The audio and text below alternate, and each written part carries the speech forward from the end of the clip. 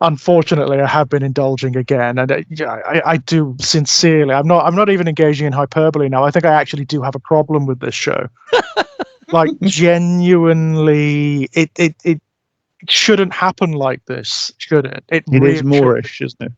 It really is, but it's that. Well, it's a bottomless pit. I mean, I've only done this is my only my second time through, Right. and even I'm like, wow, you can see the potential to go back over. It's these relationships.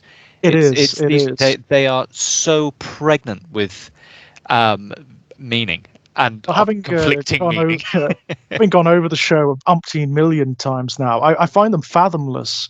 There's new stuff coming out all the time, just little things that I'm noticing that are just, and a lot of them, it's that wonderful thing where it's not necessarily deliberate writing, it's the story knowing where it wants to go, it's the characters knowing what they want to be. So things that are planted in conversations that are happening, like for example in these 2 episodes, are having payoffs much later on.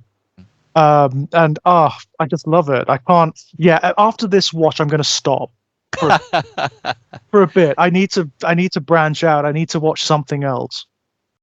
Yeah, you're going to stop. Yeah, that's what you say. Yeah, that's what I say. It's an addiction, my friend.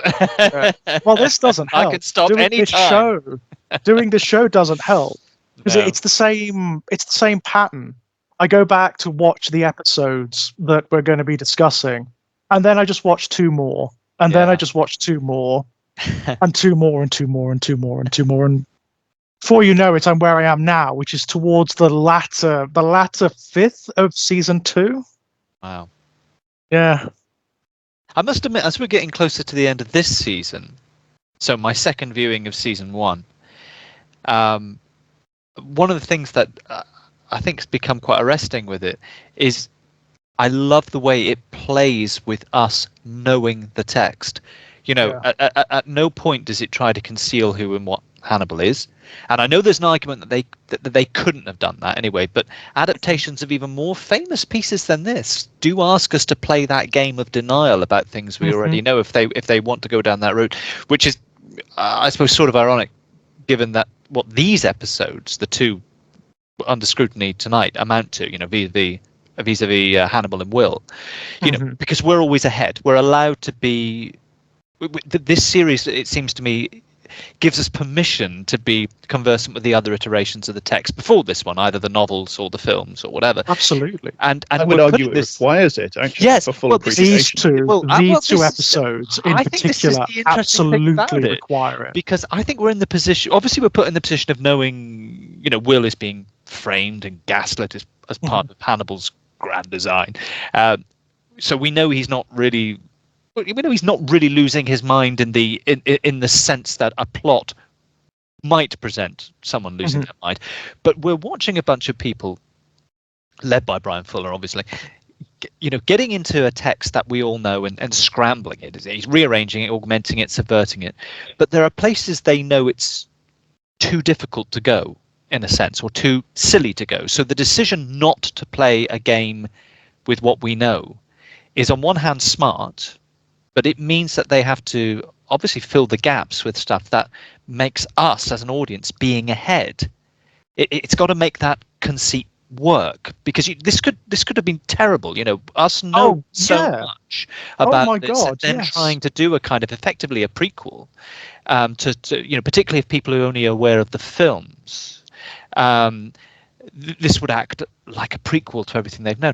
And yet I think its best move, and it really hit me in these 2 episodes, its best move is that by knowing we're ahead as an audience, it's a show mercifully free of exposition. So you have these relationships that are established or foreshadowed simply by dialogue that is either super sculpted or pithy. So so on one hand, it's like being rewarded for being Hannibal literate, if you like.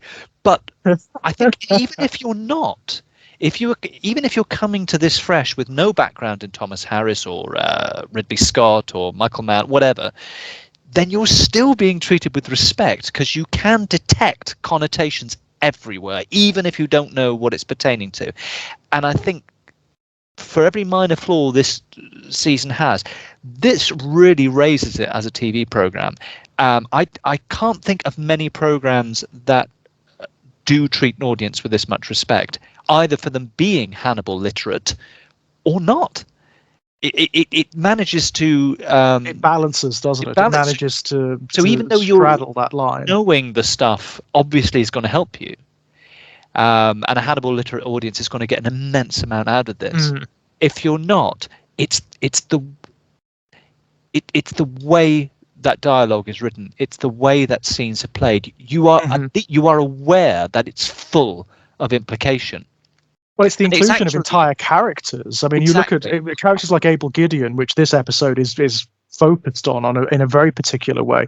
And Abel doesn't necessarily, for even audiences who I try to project my mind into, because I've read the books and but I think I would still love this because of the way it you just get an instant hit of, hey, this is a television program treating me with an immense amount of respect, whether I know the stuff or not. Well, I think it would be intriguing simply because of the heightened nature of the universe. I mean, again, we've gotten it all the way through, but these two episodes really emphasize it. This is not the show is not mucking about. It is not condescending to its audience and trying to pretend to be like a realistic version of an FBI investigation into a realistic serial killer or whatever. It's entirely theatrical, and it's totally actively aware of mocking. it. Yeah, absolutely. It's actively mocking the kind of television that does that sort of thing with a straight face that tries to say we are terribly serious about being a realistic depiction of how the FBI do things, because those shows absurd, frankly are ludicrous. Well, look at Abel Gideon in this episode. Takes the piss out of them. It does. Look at Abel Gideon. I mean, Abel Gideon, first of all, in terms of his physical capacities, we have this thing in pretty much the opening sequence, once again, of serial killers being superhuman in this universe. If you are a serial killer, a psychopath, you have these capacities that are beyond human. But it doesn't like make them into superheroes. It's just a fact of this universe. You have capacities that are beyond the norm. And it doesn't make a muchness of it. Because this is the text that it is, what's happening is that certain characters, i.e. most of the serial killers anyway, have what you could call extra textual license. The text allows them to do things with, its component parts that the other characters aren't allowed to do. Yeah, so Abel Gideon is given the license by the text to just disregard the fact that he's in handcuffs. Text says, well, essentially what it's doing is it's doing that Pulp Fiction thing, and with one bound he was free, but it's doing it consciously, and it's granting that to certain characters. In fact, in Abel Gideon, it's very particular. It's very interesting because Abel Gideon is a sort of metatextual character anyway. We've spoken about this before. The reason he works is because he's not a character in and of himself. He is the movie version of Hannibal. He's the Anthony Hopkins Hannibal. And this show does this brilliantly beautiful thing where, particularly in this episode, where it makes a muchness of the fact that he's not even like a real person. His identity has been completely undone and scrambled and transformed to the point whereby he is a bag of echoes. He's a bag of shards. There's nothing left of him. Exactly what I thought watching this. I thought what we have in Abel Gideon is a character who is half written. He is in a state of half writtenness, if you know what I mean. I mean, you told me, and I didn't know this, that Abel Gideon was one of the original considered names for Hannibal. I didn't know that, but apparently, as you say, that was one of the original names that Thomas Harris might have given the character who became Hannibal Lecter. You have that, and then we have the very, very obvious playful ways in which both in terms of Izzard's performance and in terms of the costuming and the set and the way it's shot. We talked about how the show the episode that introduces Gideon actually mirrors shots and the blocking, actual actors blocking in on the sets from Silence of the Lambs. So it's very playfully and very obviously riffing on this very, very well-known culturally hegemonic text, and it's saying this is that character, except that it's that character inserted into a text where ostensibly the same character is being done in a completely different way. So Yes. already Abel Gideon is Hannibal in two different states that are, contrary and prior to the Hannibal that we have in this. And then we have the whole metatextual aspect of his character in the show, which is that he has been convinced by the psychiatrists, and it's never clearer than in Roti, that by psychiatrists what we're talking about is writers, people that write people into existence. He's been convinced by them that he is the Chesapeake Ripper. And of course, we know, again, because we bring our paratextual knowledge to this that the characters don't have, we know that by that he's been convinced, and he doesn't know this, but he's been convinced that he's Hannibal Lecter, but he's not. Yeah. And what you get in this, that amazing monologue where Will just turns up when Gideon goes to Alana's house.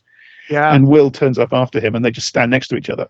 And Gideon just says, I don't know who I am, and I don't think I'm ever going to know who I am. It's because he's not anybody. He's not a fully written character. Yeah, that's right. The doom of that character is that he hasn't been finished. He's been assembled from bits and bobs of other texts. Mm-hmm.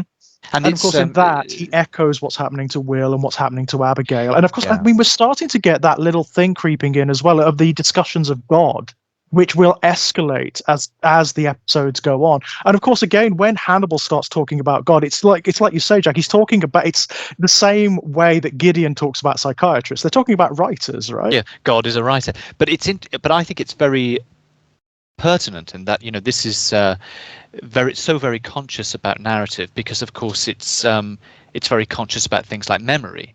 And we know that the amnesiac is a key narrative to a lot of our fiction, the idea of the amnesiac character. And that makes sense. We as an audience go into stories not knowing everything. We're invited to project ourselves into the consciousness of various characters. Plots contain mystery, outcomes are uncertain. Memory links to imagination, and therefore dreams, delusion, and whatever material the thing we're watching is being shot on, be it celluloid or whatever, that's the medium for the dream or the fantasy of storytelling. And this text is about memory. It's about imagination. It's about dreams, delusions, smothering Will Graham, and of course Georgia too. She's used as a doubling, full of doublings. This show anyway. He wants to remember, she doesn't. So in a sense, she is anti-narrative. He is narrative. He struggles for clarity, the unveiling. She struggles for silences and obfuscation, denial. Will knows that both of the they kind of know, but she explicitly doesn't want to recall. Maybe he implicitly doesn't either, but he ostensibly is on a journey of narrative reveal. So the idea that the fact that we have such a show that's so conscious of narrative, even down to, as you say, including a character who is a kind of shadow of Lecter, who is unfinished because he cannot be finished, because the Hannibal Lecter we have in this version is different to the Hannibal that has been introduced to audiences in the past. Of course they're going to have, and it's doubling again, it's mirroring again. Of course all these things they form their own logic, because this show is obsessed with the idea of memory and the amnesiac. And as I said, the amnesiac is just such a key archetype, character of so much of our fiction. The person who has to rebuild their life or their past by going forward into the future through plot. And this is so conscious of it. So one of the most interesting things here, of course, is that the key amnesiac character, I suppose, is going to be Will, right? But here, the amnesia, in most texts like that, the amnesia is the first principle.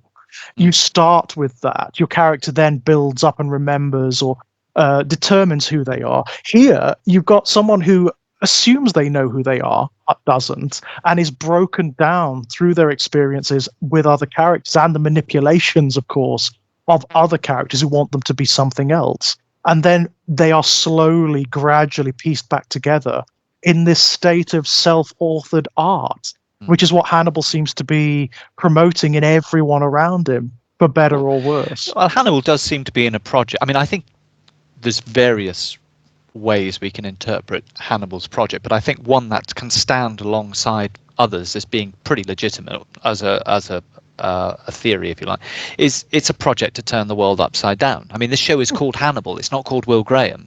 Right. So we know, or should know, the difference between a protagonist and a hero. We've already said However, well, I know a lot of people don't, but even in the beginning of this, just a few moments ago, people were talking about this is a kind of Baltimore and abstract. Nothing works here as per a naturalistic drama. So here you have, the Ubermensch really does sit at the top of, if you like, the tree of virtue, the man who is not hypocritical about what he eats, how he treats people, and his belief in hierarchy, stuff we've described. And at the bottom of the tree, if you like, in the soil of vice, is Will Graham, a man so empathetic, he's actually a sick individual. Now, that's pretty, you could look at that on one level as being, God, that reads pretty fashy. It's the denial of blanket compassion. It's Nietzschean. But ultimately, of course, Hannibal, we know, again, it comes back to the point I was fumbling at the beginning. We know Hannibal will become the villain. He will replace Will in the cell in season 2. He will be shown to have manipulated Will in season 1. He will be shown to have murdered and conspired. The show will get it, but then the show gets its cake and eats it, because it will return the world the right way up in season 2.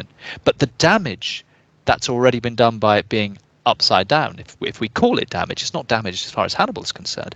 No, it's revelation insofar as it's revelation, because Jack Crawford stands revealed, Abigail Hobbes stands revealed, to an extent Alana Bloom stands revealed, Freddy Louns, Chilton, Will himself, Bedelia, no one comes out of it looking good. So this project to turn the world upside down actually brings, as you say, revelation. It actually shows, it reveals, it unveils. And that is part of Hannibal's project, of course.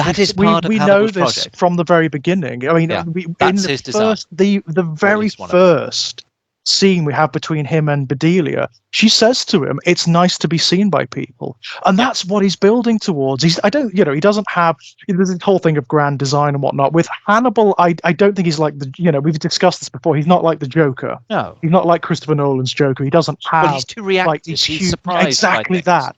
And Bedelia says this as well in a much later episode. She says it's whimsy. A lot of it with Hannibal is whimsy. He does things because he wants to see what will happen. He's the cat just pushing the cup off of the table, right? That's what he does. That explicitly confirmed at the end of the second episode that we're talking about. Of course. In this but I show. think what it does, because now we're building towards the end of series 1, I would say, as far as I can remember, as I say, this is only my second viewing right the way through. I remember this being a series that gets better across its 3 seasons. Yeah. But I think it pulls, to give season 1 its credit, it pulls something in this season that it can never pull again, which I've sort of been alluding to. It allows us to have our knowledge of the reality of Hannibal's world, while the other characters are still innocent of it, until such time as we realise that this is actually the logic of the show. It is a show that we know Hannibal is the bad guy, quote unquote, who's sat in the part of the narrative framework where the good guy should sit. So in a sense, the whole audience is gaslit. And of course, I mean, you have that within the text as well, within the relationships. There are lots of shots in these 2 episodes where Will is counterposed with different characters and in fact superimposed over them. One of them is Hannibal and the other is Abel Gideon. But there is already this sense of the 2 of them being expressions of one another, which will only deepen as time goes on. They affect one another to equal degrees. Hannibal changes too as a result of Will's influence, and that's why he finds him so interesting. Because nobody changes Hannibal, right? Nobody gets inside of him like this. No, and I do agree with you insofar as, and I think, again, it's another strength of the series, I do agree with you about this curiosity thing, this whimsy, this objective, almost uninvolved, what happens if I do X and then do Y? Push here or pull here. Yeah, but there's also this undercurrent, of course, which is also valid, I think, of this, what looks like a desire on Hannibal's part, almost to conjoin with a creature of pure empathy, which is Will. Almost can take both individuals to a higher plane of existence. I mean, almost as a kind of gestalt, because Hannibal is so the reverse of that.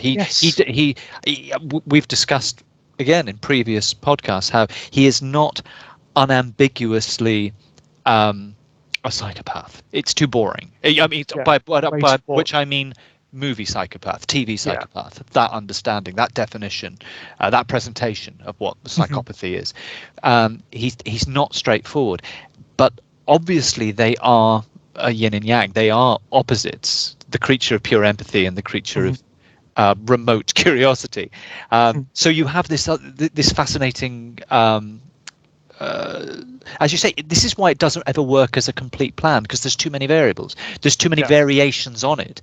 So you have this other one, which, firstly, it's a family. Well, obviously, Abigail can't be brought along with that after these 2 episodes. But certainly the idea of a conjoining is there to become an even more powerful entity, something that is capable of simultaneously massive amounts of pure empathy, but also, and of course, huge objectivity. While that is symbolic at the moment, that's inferred heavily in the text, but inferred later on. Certainly in season 3, it will make it explicit. Absolutely, yeah. Where everything does become more mythological. Mythic. Well, that's it, right? That when we transition into season 3, all of this stuff that's currently metaphor, that's happening like within the purview of delusion, of imagination, will just be brought forward. It will be ramped up and brought forward. I mean, season 3 doesn't even work in terms of its its physical logic. No. The way characters move across space does not work, and it's not a mistake. It's not a mistake. It's absolutely deliberate. Yeah, it is. It's interesting because it's just that fascination with Will. Let's call him a supreme empath, if you like, which is, as I said, broadly in contrast to Hannibal, though. Now to have, particularly in the first episode here of these 2, Hannibal really isolating Will as he subverts his identity and his whole thinking about everything, from himself to his job to his relationships. Yeah, his assumptions of identity are being right, slowly and insidiously. What, to have Will solely focusing on him, presumably? He wants Will to feel he needs him and him alone? I think that's an element. I think there is an element of Hannibal. There's a jealous lover here, isn't there? There is an element of a jealous lover. He is so utterly consumed and fascinated by Will, as he has been, arguably no one, barring maybe his sister Misha, ever, that he cannot allow him to be with anyone else. And also, I mean, there's also the more pragmatic element of the project, which is he sees in Will this living, evolving artistry. He thinks that Will is too constrained and sort of self-mutilated by his assumptions of morality and normality. He sees something much more beautiful from his own perspective, straining to get out there, and he is slowly leading him to that point where he can realize that. But it's wonderful when you get those moments when Hannibal, and you get them more and more in these 2 episodes than at any other point that I can quite remember, when Hannibal is surprised or shocked that he isn't driving Will's behavior towards maybe the desired outcome, and we see that certainly when he arrives at Hannibal's with Abel Gideon. I mean, that's an incredible moment, and of course Hannibal gets to look. He gets those moments of, oh, okay, right. So we're going down a somewhat different route to what I anticipated, which makes him far more interesting as a character. But isn't that exciting? The archetypal loves that. Machiavellian or something. Machiavel. He's far more interesting when he's either in slightly over his head or caught out by surprise. And then you get the beauty of Mads is trying to maintain a controlled performance, and then whatever leaks is kind of interesting. It's so brilliant, right? I mean, there's a great moment in that sequence where Will asks him, Abel Gideon is sat at the table, and Will asks him, can you see that person? Is that person there? He's actually seeing Garrett Jacob Hobbes. Yeah. And Hannibal tells him, there's nobody there. You came alone. But this leads us right back to our thing about narrative again. There are 3 narratives playing out, at least. Yeah. And they're all in the same space, and they're all valid to the onlooker. Right. You could take that as a lie as a result of his manipulation of Will. He's just using it as an opportunity to break him down even further. No, you're delusional, you're hallucinating, blah, blah, blah, blah, blah. But he's also being very truthful as well. When he talks about Abel Gideon and says, there's no one there. Yeah. That's true. That is true. As he's concerned. That is, yeah. We were talking about how Abel Gideon is kind of not fully written. So he's not really fully there as a character. So there is a sense in which he's not there. From Hannibal's point of view, because Hannibal he's more in tune than anybody else with the fact that he's, of how the text is working around him, so to speak, because he's actively semi-writing it. The fact that Hannibal will ultimately internalized Gideon is perfect because he is a version of himself. So he has to take him back within the host, but the superior body, really. The more fleshed out being has to consume. It's what is part and Hannibal parcel doing of at the end? metaphysics, right? Absolutely. I mean, the metaphysics of this are to do with its material nature as a text, and it's far more interesting than your usual sort of metatextual thing, which is usually just you poke out the fourth wall and you sort of look out at the reader or the viewer and you go, hello. That's pretty cheap and pointless. Whereas this is doing so. I mean, like In the Mouth of Madness is as well. This is doing a lot more with it in terms of it's making its textuality into the metaphysics of the universe in which this is happening, and sort of the text is almost having a struggle with Hannibal to see who's writing it as well. I mean, what is happening in that last section of Roti? Except that Hannibal he sort of hijacks the script and starts writing it. He arranges the final scene where Will and Gideon meet outside Alana's house because presumably he wants Will to kill Gideon, because he wants Will to kill again. He wants to make Will commit to that version of himself. He also wants rid of Gideon, of course.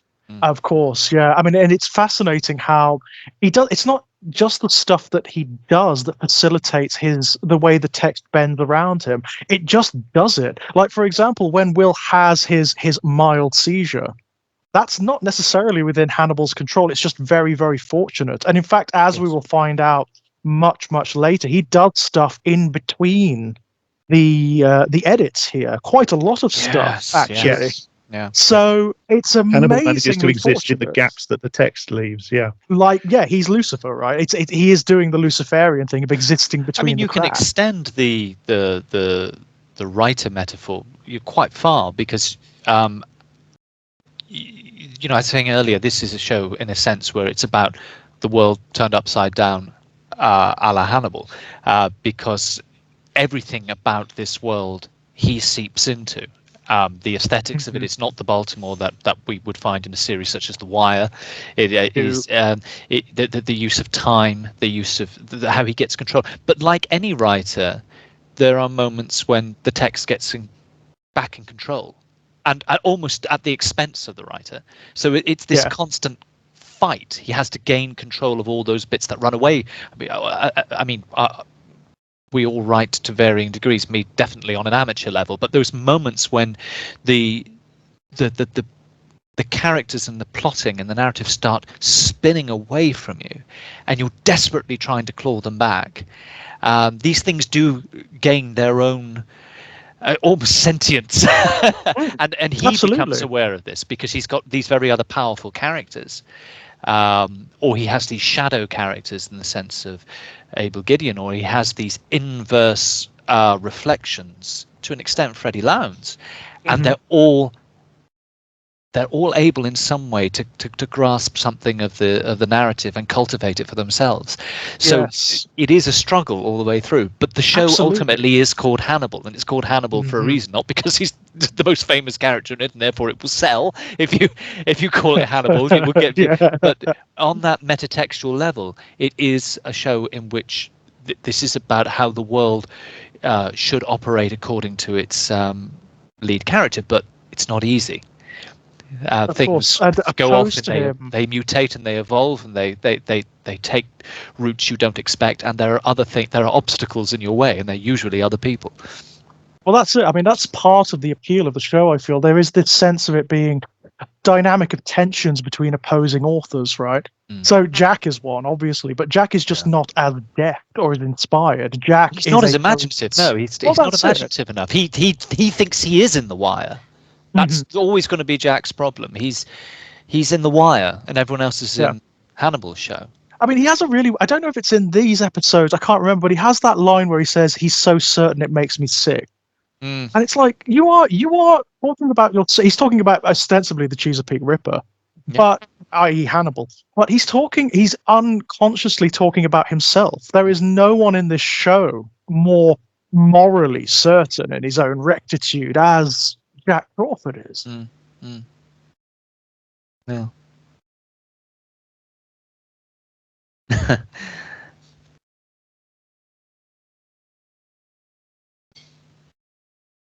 Wow, we're all stunned. Are we done? Yeah, sorry, no, I'm stunned. just playing. No, it is one of those things where you do find it difficult to get a grasp on what's going on, don't you? Because it is so. There's These so ones much going on. particularly, that these ones are so dense. These episodes, there's so much going on in these two, particularly taken together. They are. It's a real thicket. You mentioned earlier, Jack, that you are starting to rather dislike Alana in these episodes. Yeah. Yeah. I mean, there's more evidence for that position in Roti, I think, where she is very, very self-righteous and defensive in her attitude towards Chilton. Yes. And of course, he deserves a great deal of condemnation, but she is being, I mean, she's not just being hypocritical in terms of their mutual relationship with Abel Gideon. She's also being hypocritical in terms of her behavior with Will.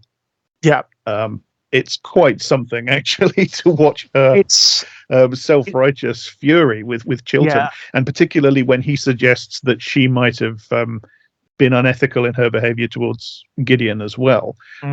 You're giving away the fact that you've crossed the line, Alana. Absolutely, yeah.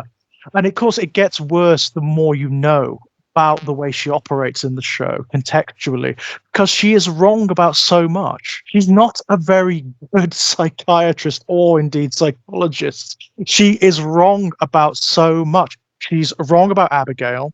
She's wrong about Will. He's wrong about Hannibal. He's wrong about Abel Gideon. He's wrong about Chilton at one point when she thinks he's the, when he gets fingered as the Chesapeake Ripper. He totally buys into that. He totally buys into that. She is not very good at what she does. And she's consistently hypocritical throughout. Like the way she treats Hannibal and Will after Will has been fingered as the Ripper and as the copycat, and after he's gone to the asylum and whatnot, she is not contrite in any particular way. In fact, she still treats him as though he is tainted. And you did this. This is part of your project, consciously or not. You kind of did this, Alana. And it's fascinating that Hannibal forms it's not a romantic relationship, because the only really romantic relationship he has is with Will. It's a means to an end, and also I think it's an expression. I mean, it's kind of grubby in this regard, but it's kind of an expression of contempt for her. He's kind of saying, "Yeah, you're not very good at this, are you?" Yeah, it's going to be interesting to get to those sections of Series 2. Season 2, oddly enough, is the season that I have the least memory of. Oh, really? That's interesting. I've seen Season 1 several times. This is probably my third watch through or something like that. I think I've probably seen Season 2 as often, but I've only seen Season 3 once, but I have much more vivid memories of Season 3 than I have of Season 2. I mean, there are some key bits that stick in the memory, obviously, but it's going to be interesting to get to 2. I mean, I love Season 2 is most people's favorite, actually, insofar as I'm aware. In the sort of Hannibal fandom, the Fannibals, as they like to call themselves. I think that thing you were saying earlier, George, about the almost superhuman qualities of some of these characters, but I think that again is something that we can just who seizes the pen. I mean, it's rather like you get this very effective and actually really difficult sequence when the incineration of the immolation, and but if you stop and think about it for a moment, how did he get the bracelet off? How did he get the comb in? It's a sealed unit. But it's because he seized control of the text. Yeah. And Will similarly performs extraordinary, considering how Abel Gideon is. Sorry, folks. I mean, Will is having a real episode, and he still manages to get the better of Abel Oh Gideon my in the God! I previous mean, episode. the stuff they do with Hugh Dancy in Roti in particular, he looks so ill. But it's not as if because just for a moment, for a fleeting moment, he seizes the text, and when Abel Gideon escapes from the police wagon, he seizes the text. It's very clearly this is the thing. People have a will. Sorry, I'm not punning again. I promise. But no, They you have are right though. That's why he's called Will Graham. to Right? That's seize- part of why Thomas Harris called him Will Graham. That's part of the pun, right? Well, yeah, I mean it's all there, isn't it? But they're seizing the text, and then who do you get? More increasingly introduced, Dr. Bedelia du Maurier. I mean, come on, du Maurier is seizing control of the text. Well, of course she is. She's called du Maurier. She's called du Maurier, right? I mean, my God, she's fascinating in these episodes because, of course, she floated around in the earlier we were introduced to her, but the dynamic was very difficult to get a grasp on. I mean, we are seeing more. It's fascinating because what she reveals is how incredibly vain Hannibal is. Yes. No, it's not only it's not only the care taken to be a cultured man, a man of nobility, refinement, excellent taste, etc. She shines this light when she gains control of the pen. It shows up that he's kind of driven to do all this stuff because his interest in Will also contains an element of recognition that he admits in her presence. He recognizes things in Will that are Hannibal-esque. Similarly, Abigail, of course. And this is not just the creation of a family in his mind. It's a creation of a family in his own image. Lucifer pursuing the power of God to procreate in his own image, to make flesh lesser versions of himself that will love him and entertain him, do his bidding rather. But she's the one who shows us that. Because he is only ever vulnerable with her, even though she's clearly frightened of him, and his treatment of her is very telling. But in these episodes, in particular, light on him. She throws light on him in a way that no one else can. Well, because she possesses knowledge about him that no one else does yet. But even then, even after that knowledge is out there, she has a strain, as much as he has a very obvious power over her, she has a curious power over him. She reveals some of his smallness for such a powerful Miltonian character in a sense. She reveals his smaller qualities. Yeah, it's one of the few times you will see him insecure or. Oh wow, he's so petulant at the end of that scene. In one of the, I think it is in Roti, isn't it? He actually has a little bit of a hissy fit in these episodes. It's when Bedelia, she is trying. I mean, Bedelia is so interesting in terms of her motivations because at this point you don't really know how much she knows about Hannibal. She knows it becomes clearer what's in the background between them in Releves, doesn't it? I think it does. It does. Yeah, the scene you're talking about where she says, "I'm stepping out of my role as your psychiatrist and I'm talking to you as your colleague." That's a really interesting move on her part because that seems to disarm Hannibal. He doesn't like that to the point where as you say, that scene he's sort of pacing and he's huffing. He doesn't like being challenged in that way, and he ends that conversation by insisting that they go back into the psychiatrist and patient role by doing that sort of flounce down into the chair thing, and that's really interesting, isn't it? Because he's resetting the scene. He's saying, no, we're not going to do a different kind of scene to the type of scene we normally do. We're going to do the normal type of scene where I'm the patient and you're the therapist, and I run rings around you. Basically, you probe and you don't get it, and I make cryptic remarks, but I keep my secrets. I don't want to have this conversation that we're having now because this is from my point of view, this is the wrong kind. You've stepped out of your role in the text. I'm going to try to put you back in your role in the text. But the frightening thing about that it's contrary to the story he's trying to write. But the frightening thing about that scene is, again, even by doing that, she reveals him because he does it in a very male way. He uses so much male energy at that point, which you'd think would be beneath him, but what she reveals is that he he's quietly terrifying in that scene, and it's not simply because of of our knowledge as audience about what he can do. It's everything about he raises himself to his full height. He uses stillness. The way he looks at her. He walks in circles. He looks out of the window. He's not looking at her. Yeah, it's really uncomfortable because it feels you can sense the you can sense a misogyny in it. You can sense absolutely that she's maybe only a couple of comments away from something. That's how it feels, and it's uncomfortable. Yeah, but it lessens him, and that's, I think, her interesting role in the series is that she throws light on him, and it's very revealing light.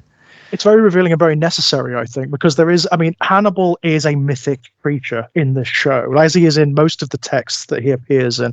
It's just that previous versions, like the Abel Gideon version, which is essentially the Anthony Hopkins version, really is a petulant little demon that just does things for mischief and nothing else. This version is mythic in a different way, and it sometimes needs that leavening agent, doesn't it? Where you see him rattled, where you see the more limited elements of his personality coming out. You need to see it. You get that in Paradise Lost with Milton Satan. Yeah. Milton Satan is majestic and charismatic and in many ways sympathetic. But there are many moments in Paradise Lost where he is undercut by something, where you see him, you see an essential pettiness. Oh, as the serpent. I mean, he has a proper hissy fit. Well, hissy. God, the puns are just coming through tonight. But and earlier when he's on his.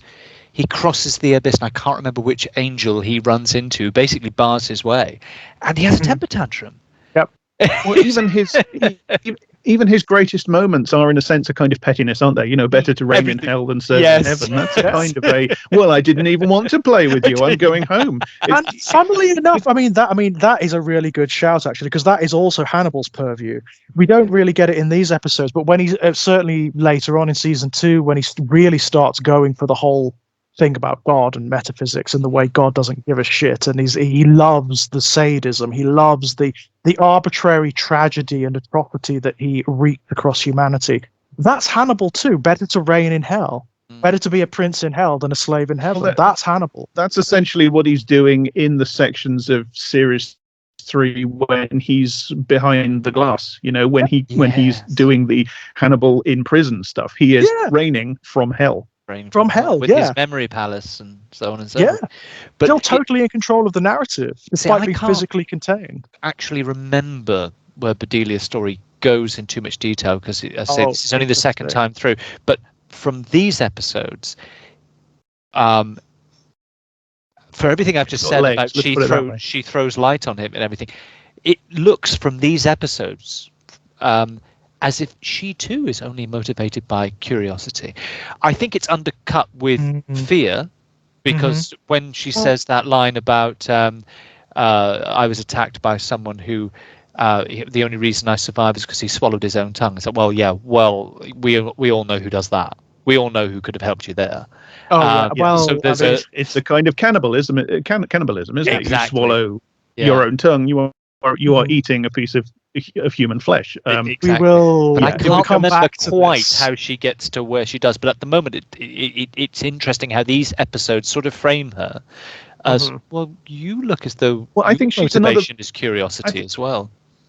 I think she's another version of Hannibal again. I mean, I love Bedelia's arc in Releves. It becomes very clear that the thing about the patient that Hannibal. I mean, we'd already guessed, I'm sure, that Hannibal set this patient on her in the same way that Hannibal sets people on other people. He sets Abel Gideon on Alana and then sets Will on Abel Gideon in the previous episode. So we know that this is something he does. He does it in almost the very first episode, doesn't it? He sets Will on Garrett Jacob Hobbes. On Garrett Jacob and then Hobbes. By warning Hobbes, he warns Hobbes, setting Hobbes on Will in return. This is something he does. He likes to He likes to set the pawns against each other. That's So exactly I think, as I say, it's pretty implicit that the attack she suffered from one of her patients was something that Hannibal engineered. What becomes clear, and again, it's so beautifully written because we just get it from the gaps and the silences, but it becomes pretty clear that Hannibal was also, he not only set this guy on her, but he was there to quote unquote save her, and they are keeping quiet about this. They are covering it up, and I think she has up until this point misunderstood Hannibal's, she obviously knows he's dangerous because she has seen him kill, but she hasn't up till this point really, I think, fully assimilated just how dangerous, and particularly how potentially dangerous he is to her. And it's Jack Crawford's probing, despite the fact that she meets it with complete lies and stonewalling. It's that sets her thinking, and she starts to become, actually, I mean, I think you said this yourself earlier, Elliot, she starts to become afraid of Hannibal in these episodes. But I think, again, she is another version of him, because she's like the female version of him in terms of her dress and her poise and her elegance and her culture and her profession. She is very much a reflection of him. She is another kind of Hannibal. And she's also, and this comes through in the writing, but it's also very, very beautifully put through in Anderson's performance.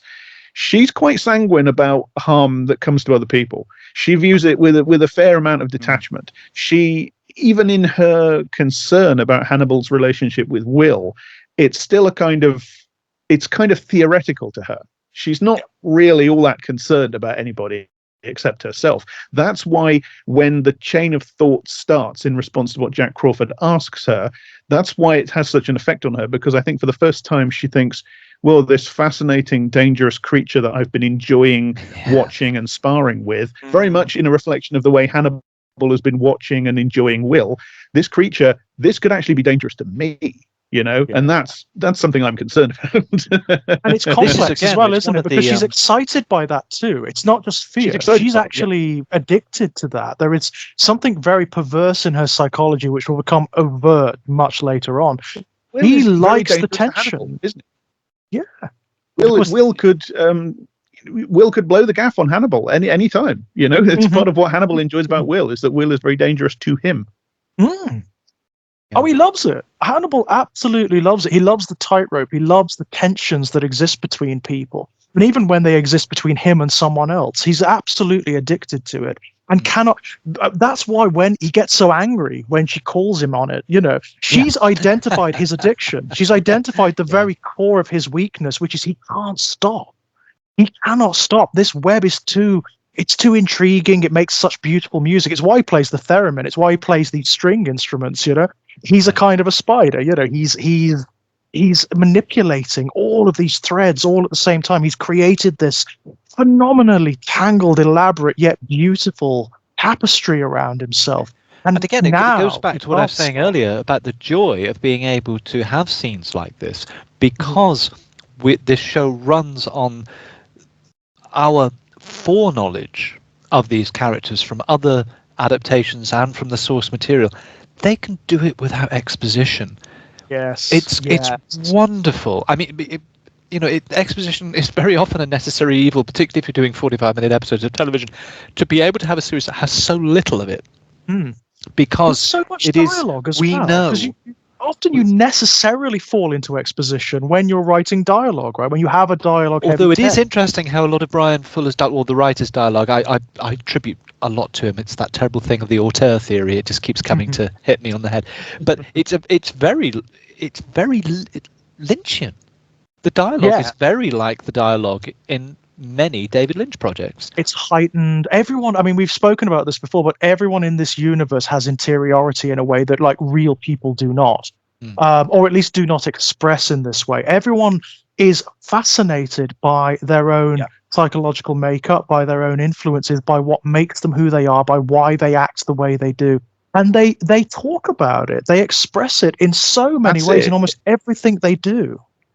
They put that across by making them textual in a way that most people are not. The dialogue is incredibly metatextual. There are scenes in both these episodes where there are exchanges between people and almost every line has a double meaning. Yeah. Yes. Yes. Yes. Yeah. Oh. Yeah. But taking it in a completely different direction. Can we just have a moment for Raul Esparza as Chilton? I mean, I can't help but I mean I You love want to him. get used to feel this, sorry Frederick, for because him. Yeah. I Yeah. can't help but feel sorry for him, despite what he is, despite everything. Such a beautiful performance, because Chilton is a shitbag. I mean, like, even in the show, he's a shitbag, isn't he? He is, and he becomes more pathetic as time goes on. I mean, we're going to have the fingering of him as the Chesapeake Ripper at one point. Hannibal manipulates everything so that it looks like he's the Chesapeake Ripper at one point, which actually, you know what, within the text makes perfect sense.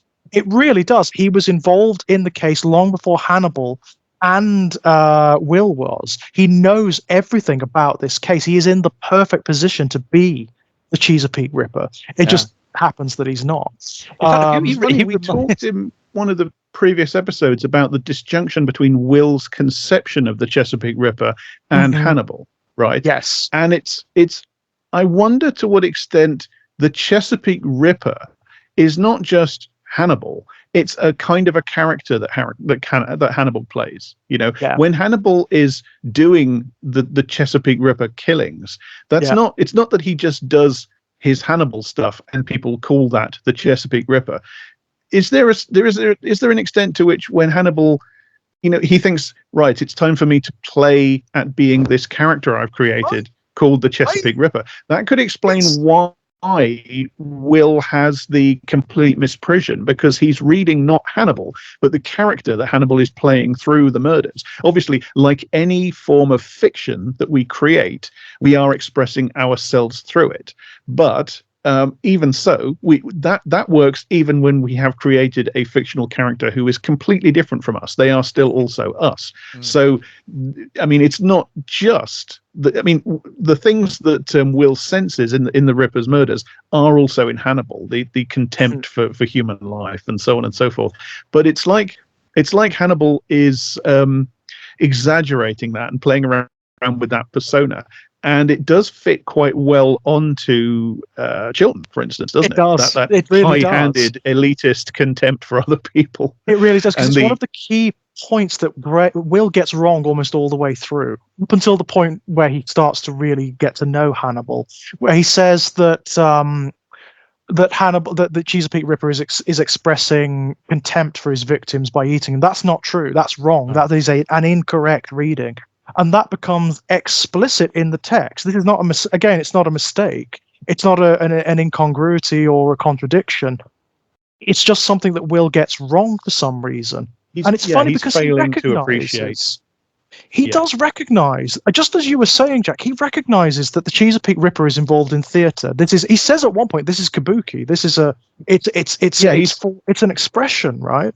Consistently theatrical is a phrase that they use about him, and it's interesting in that respect that they don't then figure out that the performance of that attitude is actually part of the theater.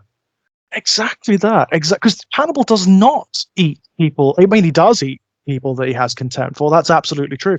But he doesn't just eat people that he has contempt for. In fact, many times the preparation of them as a meal has a sacred quality about it. He either wants to. It's what Elliot was talking. Exactly, it's what Elliot was talking about earlier. It's the old notion that when you eat someone, you take something of them into yourself. You assimilate them.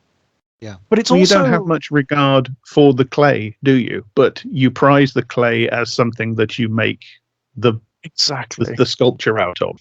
Exactly. And I think in Hannibal's purview, what he's thinking is, particularly with the people that he actually does despise, he's thinking, well, at least something beautiful came of you. At least you end at something worthwhile. But it's one of the interesting things about Hannibal in the sense that all the other serial killers of the week, they're all Prometheans who want to tell us that they've stolen fire from the gods. Mm-hmm. And Hannibal doesn't, because he is a god. Yeah, he doesn't have to. So there's none of that kind of vanity. I mean, they all want to be discovered. The other ones, mm-hmm. They're desperate to be discovered in a sense. Even Abel Gideon, Yeah. But Hannibal. I mean, Hannibal has a longer game, obviously. That's it. Hannibal He is. doesn't need, in a sense, he doesn't need that validation. Right, but it's not in the same way. And he didn't realize that he wanted to be discovered either until he met Will. He wants to be seen by someone. But someone, not everyone. But someone, that's it. That's it's the Will thing. that he wants to be seen by. Therein lies the difference between him and perhaps the others that we've met, is that they want some recognition. There's always some grasping attempt at some kind of perverse fame that comes with this kind of phenomenon anyway, even in our world. You know, well, it's an expression, isn't it? Whatever else it is, murder is an expression of something, whether it's premeditated or not. When it comes to serial killers, it's normally an expression of their inability, you know, their lack of capacity to engage with other human beings on some level. It's often sexually motivated. But here, as we've spoken about, serial killers are not serial killers. They're poets, they're artists, they're philosophers, they're metaphysicians. A number of them in the Hannibal series, they are seeking validation. They want to be known for their art as they see it. And Hannibal plays a somewhat different game. He only wants to be known by an individual, perhaps. That's it. They either want to be known or they want transformation. They have an identity that can't be realized through normal means. Oh, have we lost Jack? Oh, oh no! He got bored of us. Yeah, he got bored. Either that, or something sinister has happened. I don't know. It's the chicken soup. He should come back. Yeah, we'll get him back. But no, I mean, oh my, and just going back.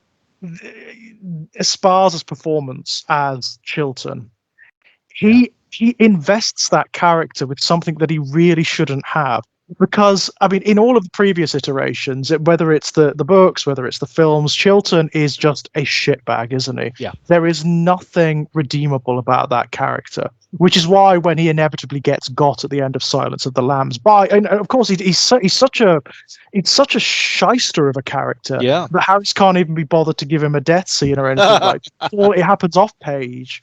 It's completely like it happens off page, and it's implied that he gets Chilton, which we know he does. Of course, we know he does. I mean, he's so pompous and vain and all these things, but you can't help but strangely root for him. Oddly like him. He attracts so much bad stuff from it's all Hannibal. Sparta. Just failures. Yeah, I really do think a lot of it is Sparta, because he's so charming. It's an extraordinary thing, and this will show my age actually, because I thought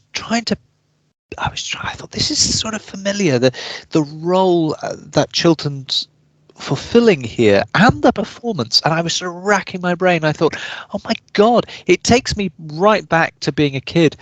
It might be a bit before your time, I'm afraid, George, but when the sort of the big series that no one could escape from, which was Dallas, there was a character in Dallas all those years ago called Cliff Barnes, who was basically J.R. Ewing's nemesis, except he was inept and he wanted to be an oil man too, like J.R., but he couldn't get it right, and he always got backed into a corner, and he would spend too much money on projects that didn't come to fruition, and he was a bit of a loudmouth, and he wanted to he's exactly like Chilton and Hannibal. He aspires to be someone like Hannibal, to have that level of taste, that level of smarts, that level of sophistication, and it's the failure of it, it's the falling short that is you can't help but sympathize. And I mean, my God, it's almost criminal to compare it to Dallas, really. But it was that thing, and also again because the actor who played Cliff Barnes in that series was, in a sense, the one really good actor in the whole thing, because he was you really got a sense of kind of manic. I'm almost there. Why do I keep failing? And then just going back and failing again, and it's exactly with Chilton, and it's exactly this performance as well. And so it's like, the deja vu here, but it really works. And so this part of me thought, well, Brian Fuller's a little bit older than me. I wonder if there was some part of him, either consciously or unconsciously, thought that kind of character works. Yeah. And we haven't seen that for a long time. The character who is a kind of a rival, but a hapless rival, who is almost a tertiary character as well. They're not really a part of the main group, which is almost another ignominy. It is. You're absolutely right. It is another layer, isn't it? Because he is metatextual ignominy is that he's not even allowed to be amongst the primary or secondary characters. He can't be in the in group, right? He's a recurring character, but he's a kind of glorified tertiary character. Yeah. And he tries. That's the funny thing as well. The text at least is aware of this dynamic because he tries to be part of the core group. He really tries to, multiple times. He tries to. I mean, obviously, he's fascinated with Will. He really wants to get inside Will. But the thing is, he wants to be part of the core group just for venality, right? He sees everyone as stepping stones. I mean, we spoke about this in a previous episode. He wants to be. He's a little bit of a whore, isn't he? He wants to be. He wants to be in front of the camera. He wants to be. He doesn't want to be doing what he's doing. He will use the fact of his position within psychology and the fact that he's the head of this big institute and whatnot as a means of browbeating everyone around him. But he's not pleased with it. No. He's not happy about his position. No. You're right. He wants to be Hannibal. He wants to be someone who has a little bit the way he's discovered in the episode where he's reading with the magnifying glass. It's wonderful. That's such a his Chilton thing to do. Yeah, it so is. It so is. And the way Esparza, I mean, we've spoken about this before, I'm sure, but he is very queer coded as well. I think actually very interesting the way he plays Chilton's sexuality and sensuality as well. It's very difficult. I think. He's very, very difficult to pin down. I think I think so. He maintains an ambiguity all the way. In the same way that, I mean, idly in the same way that Hannibal is, right? I mean, you could take Hannibal as being almost asexual at certain points in the show, and then with regards to his absolute complete adoration and obsession with Will, there is obviously at least a homo-romantic element to that. But it's very difficult to pin these characters down a lot of the time because romance isn't the point. It really it's very much. I mean, it's odd because it's ironically by the end of the entire show, it's absolutely the point, but it's simultaneously not. It's a beautiful thing. But it's the notion of love that Hannibal seems to be playing with in a way is in some respects a supremely traditional one, because it's the idea of the two halves make a whole. I must find yang to my yin, but of course, really, it's two wholes make a whole. It's you have to have the realization of the complete individuality of the other person for there to be a kind of successful love. And now that's really interesting. But he's trying to imbibe Will, isn't he? He's trying to make Will a part of himself, and there is a conception of love that has existed for a very long time about you become an almost gestalt thing. You become you fit together and create. But it doesn't stand, and in a sense, the folly of the show is it doesn't stand. Yeah, I mean, they end up going off a cliff. Because you can't make love work that way. When you look at Hannibal's project with regards to Will, it starts to make a little bit more sense in that context, because what he is he sees Will and he sees the beauty in him, but he sees it as potential. He sees it as a seed rather than as a flower. Yeah, and it's like he's trying to cultivate that all the time. So could it be read as Hannibal realizes this on some level anyway, whether it's subconscious or what, and he's trying to make Will more whole so that he is more suited to this dynamic? Because we're racing well ahead now, but the very end of the show, I don't read as a failure of their romance. I see it as the ultimate consummation of it. I think it's absolutely amazing. I think it's like it's romance and eroticism to the power of N. It's that still that sense that I can never escape, which is Hannibal's motivation to, in some way, either literally eat people or to absorb them in some way. Now, again, by the time I reach the end of season 3, I might have a very different perspective on this. Yeah. But that feels such a strong motivating factor at this point. Yeah. Which is just the kind of, it's almost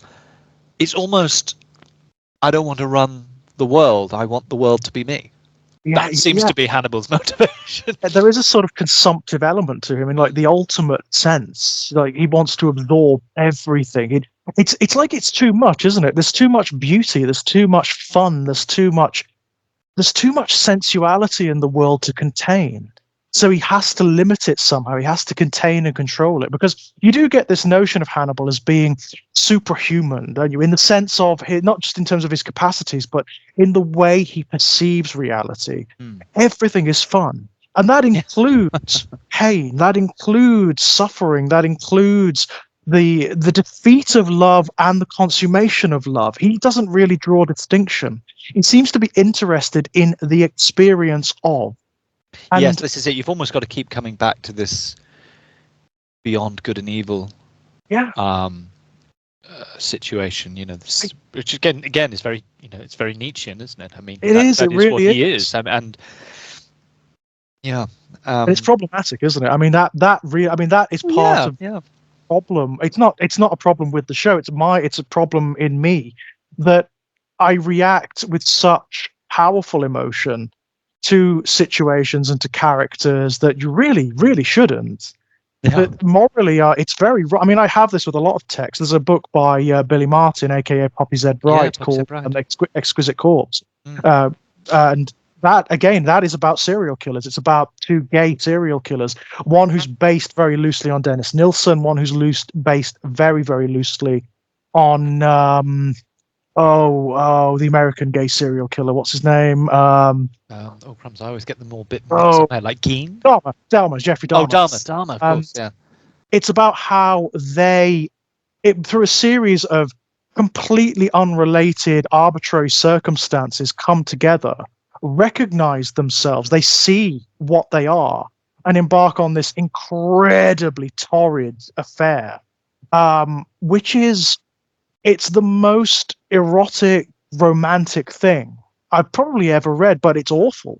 Yeah. Obviously, it's awful. I mean, it's the worst thing imaginable, and it really does create this incredible tension, which you also get in Hannibal, where you are reacting in a very powerful and inspired and positive way to terrible things. Well, yeah, I mean, I think that's probably almost inevitable in art, isn't it? Including literatures, that the things that we fall short on, we can't wrap our heads around.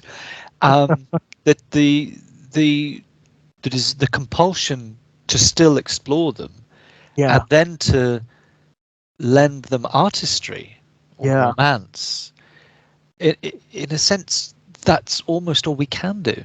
It's because dark, the alternative is so nihilistic. It's so banal, right? That's the other banal, thing. Banal. Because as we've discussed before, you see interviews with or read books about these figures, and it's like, wow, there's nothing.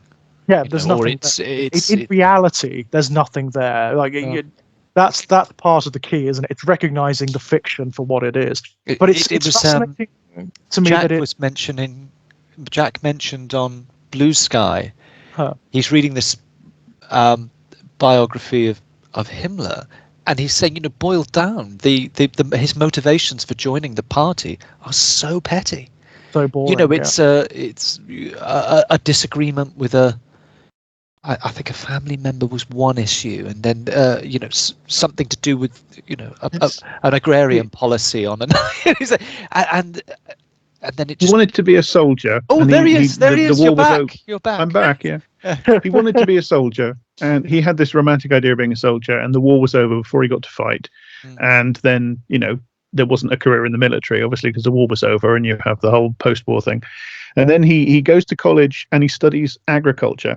And, at first glance, you're like, But that apparently was just what young men that thought of themselves as officers did. It was just one of those things. They had this idea in their heads that, if you were of officer caliber or soldierly type or whatever, and you were at a loose end, you studied agriculture. Because it just seems to be this idea that gained common currency with that set of people, and it seems to have been linked with like the idea that I'm going to be a Volkish farmer and stuff like that. Right. But anyway, he gets his degree in agriculture, and then there's no jobs. There's no jobs in agriculture. I mean, he does get some jobs, but they're not what he's after really. And he's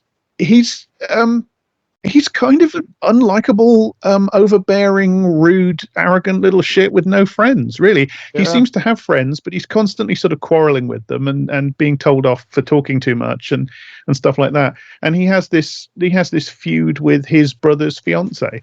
And those seem to be the only problems in his life. He can't find a job, and as a young man, he's kind of an awkward dick that a lot of, very, very, very petty stuff. But that's how he ends up where he ends up, being the greatest mass murderer in history. Yeah. Can I just say how embarrassing that was? Because Jack disappeared for a moment. He came back, and George was kicked off the internet. Oh, right. We didn't pass the Bechdel test there, did we? We were talking about Jack Graham in his absence. Oh, swoon. Yeah, Jack was saying this thing about Himmler and my heart was beating. And it was all a bit like that. I was really embarrassed. I wanted him to come back on and him like, oh, we didn't even know you'd gone. And instead it was like rapturous. Oh yeah, and he was saying this thing, and I could feel my adrenaline going reading. Oh my. Never again is he allowed to do this, and then just suddenly appear back, and it's like, oh, you're talking about me. Yeah, we don't want to massage you. Absolutely. All a big mind game. We were just having a chat about Chilton. That was basically where we were having a chat about Chilton, and we'd sprung off into. Well, we were talking about queer coding, weren't we? In this show, I mean, he becomes, and it's something about Esparza's performance. I think he gets it at this point that it's part of the strength of the character to have that slight note of campery about him, where it wouldn't, if it was just 1 inch, 1 iota. One way or the other, it wouldn't work. It wouldn't work in the context of this show. But here he nails it. The bitchiness, the slight, the narcissistic arrogance of the man when he's talking to Abel Gideon at the beginning of this episode, and they're like school children. Yeah. They're like school children. He's engaged. I mean, he's a bad psychiatrist for one thing. He is actually engaging the narcissist in their narcissistic game. And giving them supply. He's giving Gideon supply. I mean, it's amazing. But yes, I mean, you are right, Elliot. This is the start of what will become a running gag with Chilton, which is he basically becomes punching bag is putting it lightly, of the whole show. Yeah. Yeah, I'm just remembering a few things. I mean, obviously we have the fact that the guy's gutted in this story. I mean, and they go. But I remember the shot as well. It's a horrible episode. This one, I will say to anyone who hasn't seen it yet, there's a sequence in it that may actually be one of the most intense we've seen in terms of its viscera, its violence, its gore thus far. Yeah, certainly. It's so horrible, and it's the fact that he's away. You've got Freddy Louns who's sort of roped into the whole thing, as it were. In fact, you get a couple of sequences. There's also the awful sequence where you get the Colombian necktie, as it were. Oh yeah, and the fact that the tongue is still moving when she walks in. And yet, the moment I had the clamminess and the sort of writhing in the chair was pure implication. The concept of swallowing one's own tongue, which of course is possible, it puts me on edge. Even just listening to Bedelia say it, and I know it's not meant necessarily to be taken as literally as she's saying. No, it's not. But there is a literal. I mean, these are accidents happen. I remember there being sort of professional football matches on television where people rush on to take to scoop the tongue out of players' mouths because they've swallowed their own tongue by being hit by the ball. I seem to remember that a couple of times growing up, that hearing about that or even seeing it. And so I'm like, no, I can't deal with that. I can't deal with that as a concept. And yet you've got some guy who's practically, well, no, he is gutted, and you've got these grotesque images, and then someone who's completely incinerated, and yet it was just that comment, and it's like, that's the one I can't quite deal with tonight. It is funny though, isn't it, what does twinges in that way? I mean, like, surgical violence is something it really gets to me. I really don't like surgical violence when it's visual, when it's represented, and here you've got it full bore. And not only are you seeing it, but the show does this very, very fun thing where you're kind of seeing it as Chilton's seeing it. He's watching himself be operated on. And that's the point, right? That's the point. Again, it's this whole mirroring thing. I mean, Abel Gideon says, well, you got inside my head and scrambled me up. It's only fair I get inside your belly and scramble you up a little bit. It's so petty. But it links back to the earlier conversation, which is so petty as well. Yeah. Oh, absolutely. And it's so tit for tat.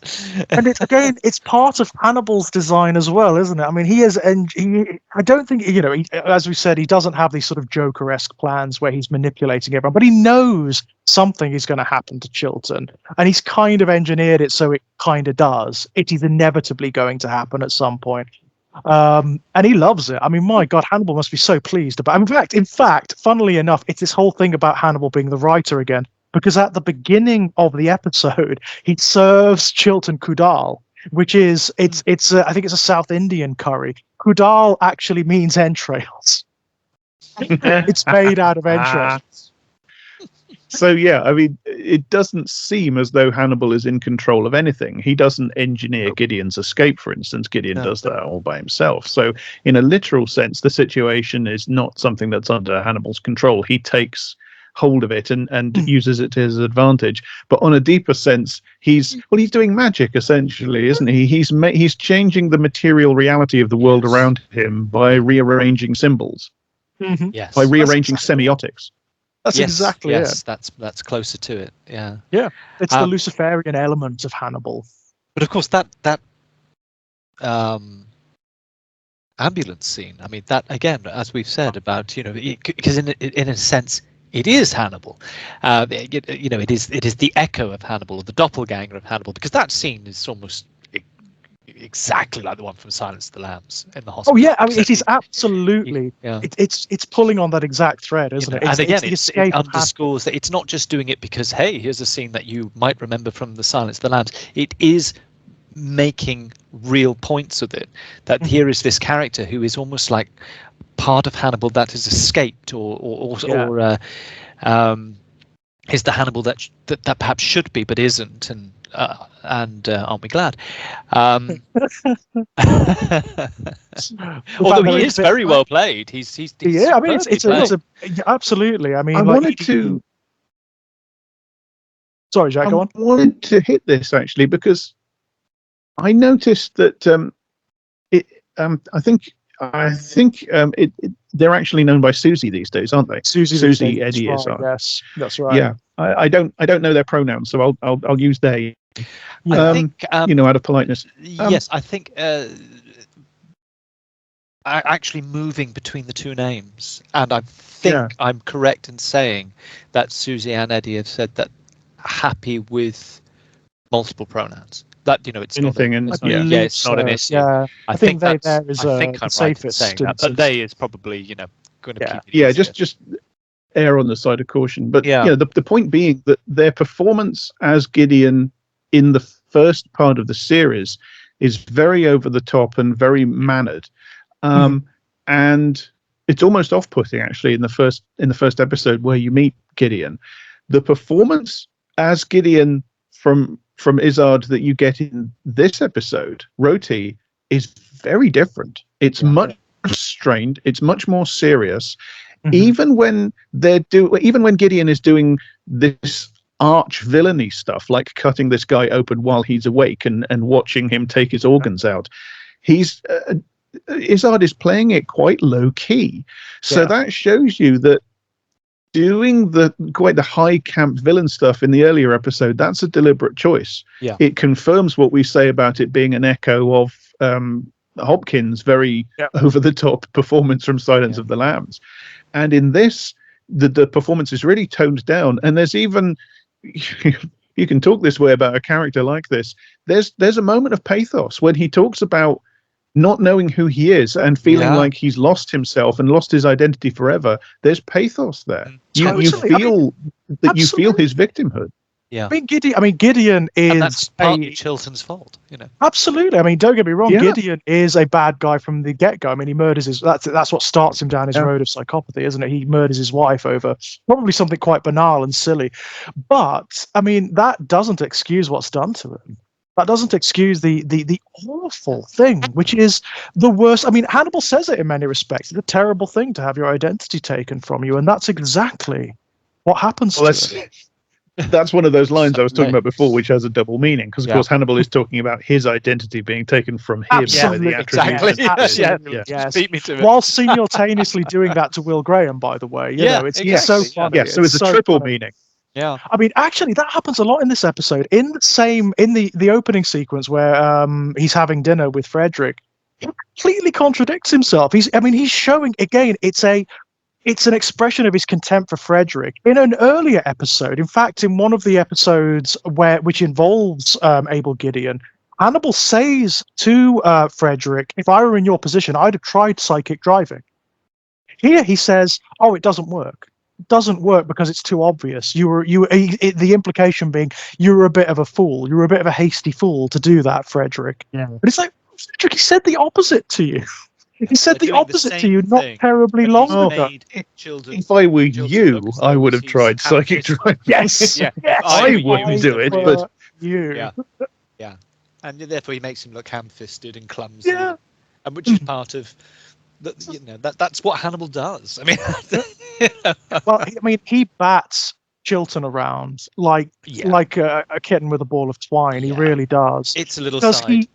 He knows that Chilton, he knows everything about Chilton. Obviously, he sees it in him. He sees that Chilton wants to be him. He probably likes that. He probably finds that quite flattering in a way. But he also sees that there is not a chance. He doesn't have the capacity. He doesn't have the chops. He just doesn't have those essential elements that Hannibal does.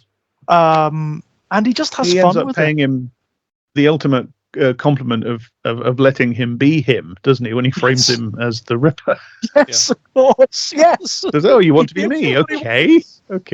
Well, fine, I'll give you exactly. I will let people believe that you are this elaborate super genius criminal who's come up with this plan and has been playing them all, every single person, for years and years and years. Chilton than that. And yet, the thing I love is that in series 2, he's the one that figures out that it's Hannibal before anybody else. Gets it. Yes. Yeah. Oh, that's so cute, isn't it? There's something. There is so. I mean, I just can't get over this. Any Chilton-centric episode is brilliant, insofar as I'm concerned, because I just love the performance. I love being around the character and his campery and his pettiness and his bitchiness and his snarkiness, and it just keeps going. Escalates, and I think there's a wonderful difference between him and Alana Bloom in this, because Alana Bloom doesn't have the humor that Chilton does. She's much more po-faced about it and accusatory, isn't she? There's something very she's no better than him in terms of her ethics. I don't think she's any better than him, but what she is like Will can be anyway. She's a moralistic prick. She is in her own way a kind of dogmatist and a moralist. I think there's plenty to say that even her competency level is not much different to Chilton's. Let alone her ethics. We see it. We see that, don't we? I mean, she's wrong about so much. She's wrong about so much. Not least of which is Abigail, of course, who will later on, towards the end of season 2, sort of become her bane in many respects. Speaking of Abigail, I mean, we have Roti, which is a more sort of Abigail-centric episode. It really does come to a head here. That whole strange family dynamic between Will, Abigail, and Hannibal. I mean, funnily enough, you talk about Alana being this sort of moralistic prig Well, Will is as well. Mm. Will, I mean, this Oh, is something yeah. we've discussed before. Will has this in It's him. the basis of their relationship, really. It's the one thing they have in common, Yeah. actually. Glimpse of Yeah. each other, isn't it? And I mean, I love the show for this because, of course, the classic thing to do in the show, she would ultimately become the love affair for Will. And it does that brilliant thing where it makes you think it's going there. And then it pulls it back. It pulls it back. What I love about Alana, again, you get that hypocrisy. And Will sees it eventually. He actually does get it. She's fine having a romantic relationship with Hannibal. And the reason she's fine having a romantic relationship with Hannibal is because, like everyone, she is bamboozled and completely seduced by his aesthetic. And she refuses to see, even when it's becoming fairly evident, even to her, that even if he is not the Chesapeake Ripper, there's something going on. There is something. He continues to have that romantic Well, even relationship. Jack Crawford is twigging by the time we get to Releves. Oh, yeah. Although, of course, he ends up in completely the wrong place. He does end up in, yeah. I mean, if the person you're going to is Bedelia, you've got it wrong, basically, with regards to Hannibal. Yeah. But it's an interesting episode because you have, again, there's this whole thing of like multiple deaths happening. All the characters have this. Almost all of the main characters have this. They suffer multiple deaths throughout the show.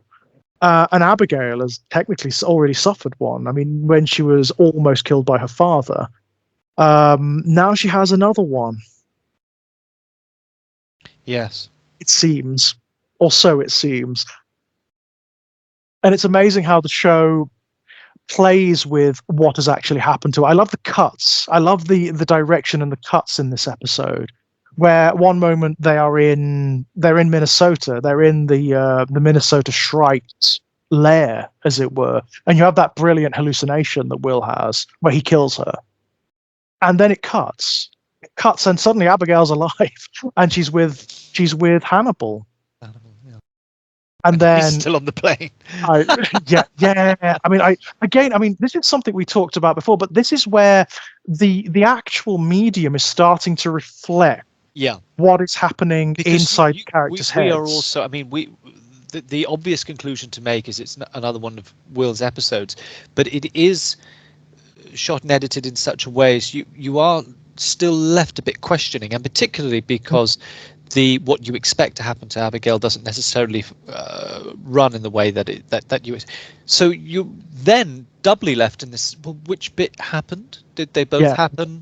Did they happen as we see them? Or and of course, because we're starting to see things more from Will's perspective, and Will, we know, is diseased now. Will is literally, he has encephalitis, and it's escalating. And not only does he have that, but he also has all of the perversions of his own identity and personality that Hannibal is feeding him.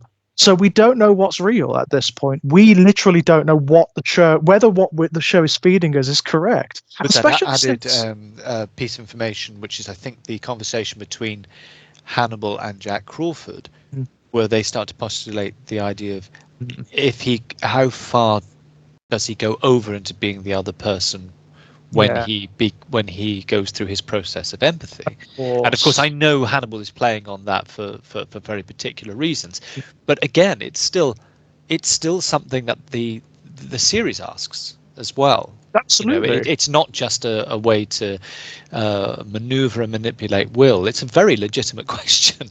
It is a legitimate question, and I think, I mean, part of it is Hugh Dancy's performance, part of it is the writing, part of it is the direction, but you could, I mean, given the way Will is, you could definitely see him doing that in a moment where he loses control, or his personality is overtaken by the Garrett Jacob Hobbes part, or by his moral absolutism. I mean, he notice when he has that hallucination, when he picks her up and impales her on the antlers, he does it as a moral act because he realizes that she was the bait. Yeah. And there's a very interesting line in the episode where he says, it's something like, if I kill her like he would have killed her, I wonder if I could understand him better. And the thing the series keeps saying is, no, you won't. No, you won't. Right. Because what you're trying to understand is a ghost. Yeah. Right. It's an idea. that's the problem that Will has. He doesn't assimilate the people; he assimilates an idea of the people. So he is kind of possessed in an In odd its way, kind I of think the way. show, in its way, actually goes quite a distance to demonstrate that you don't become a monster by looking at monsters. Oh. In that sense, despite the fact that in some ways some of the information that clusters around Hannibal is kind of Nietzschean, but his way, beyond good and evil and so on, and yet there's a big part of this story which undercuts that going any further, because it seems predicated on the idea you don't become the thing that you are told you are simply because you are told that is you. Now that's actually that makes Hannibal quite unusual as a television series from the contemporary era, because almost all series, not only of this type but even so-called naturalistic series, they absolutely get stuck so badly on anything that is fundamentally about good versus evil now. And I think it's because we've all, God help us, we've all gone through that kind of postmodernism, moral relativism thing, and almost no series can do it. It's always, oh my God, I'm looking at a monster, therefore I must be a monster. This series pushes the notion, well, if I were to kill like her, I wonder if I would understand him better. But the series, it seems to me, certainly in these two episodes, it's constantly saying, no, it doesn't work like that. And in fact, in season 2, you're going to be better, Will Graham, as someone who comes at Hannibal rather than someone who thinks he's Hannibal. That's it. It's going to be much more potent as drama. It's fun because it's in Hannibal's manipulations as well, because he is not just trying to cultivate these characters to be like other versions of him, although it might seem like that. It becomes clear, certainly in season 2, and then very much so in season 3, that what he sees in these characters, not just Will and Abigail, but all of the people that he interacts with, all of like the other serial killers, for example, is this notion of self-authored art. That's what he's really interested in. He plants the seeds and then he lets them go. He wants them to be their ideal selves. There's an episode deep into season 2, which I call the furry episode, because it's about a gentleman who identifies as an animal, as a creature. And he says in that episode to that character, Randall, I think his name is, this beast is your higher self. This is what you are. Now revel in it. And that's it, ultimately. He doesn't want other little Hannibals running around, and he doesn't necessarily want people who are under Hannibal's control. No. He wants them to be it's not that essential. He wants them to be mythic. He wants them to be their own poetry made manifest. I was talking a little bit earlier about Hannibal as sort of doing magic, taking hold of the semiotics, and changing the reality around him using them. That is magic. It's the employment of a sort of personal universe of symbols. It's also authorship. It's also art. This is what the serial killers in the show are doing this to a huge extent, to a dysfunctional extent, to a grandiose extent, and of course to an evil extent. The things they do are evil. The show isn't confused about that. No. But it's because Will is doing it too, and the thing that's leading him astray is that he's not in charge of his own internal universe of symbols. He hasn't got hold of them.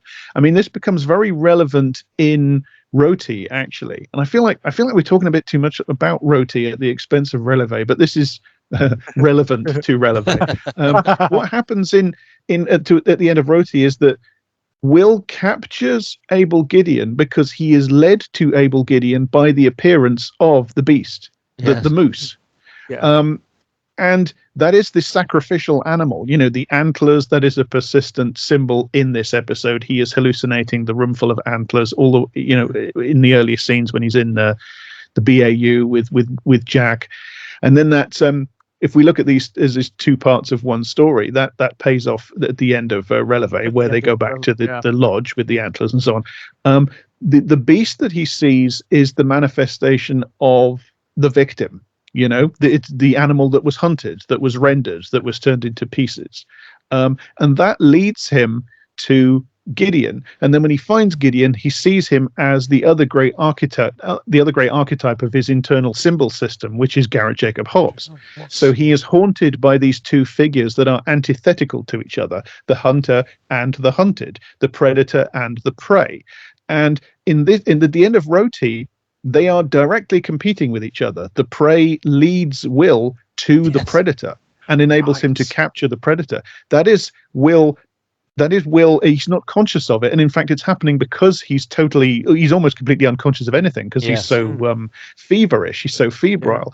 But it is him grasping control of his internal system of symbols to write or author or magically bring about through a kind of spell, and these are all mixed up together in this text, the achievement, the change in material reality, which is the capture of Abel Gideon. And of course that becomes even more powerful when we realize that Abel Gideon is like an alternate self or an emanation of Hannibal. And what we have there is the power that Will has absorbed in the same way that people absorb, the killers absorb power from the animal that they eat, and they use its fur and its antlers and so on. He has absorbed the power of the victim and the victimizer, and it's being turned into something constructive. He's writing the story where the anarchic, chaotic, damaging, predatory force is contained. Hannibal subverts that, of course, because he doesn't want that ending. He doesn't want the story to end there. But that's what's going on, and in that respect, he is very much like a serial killer. But he's not, as you were saying.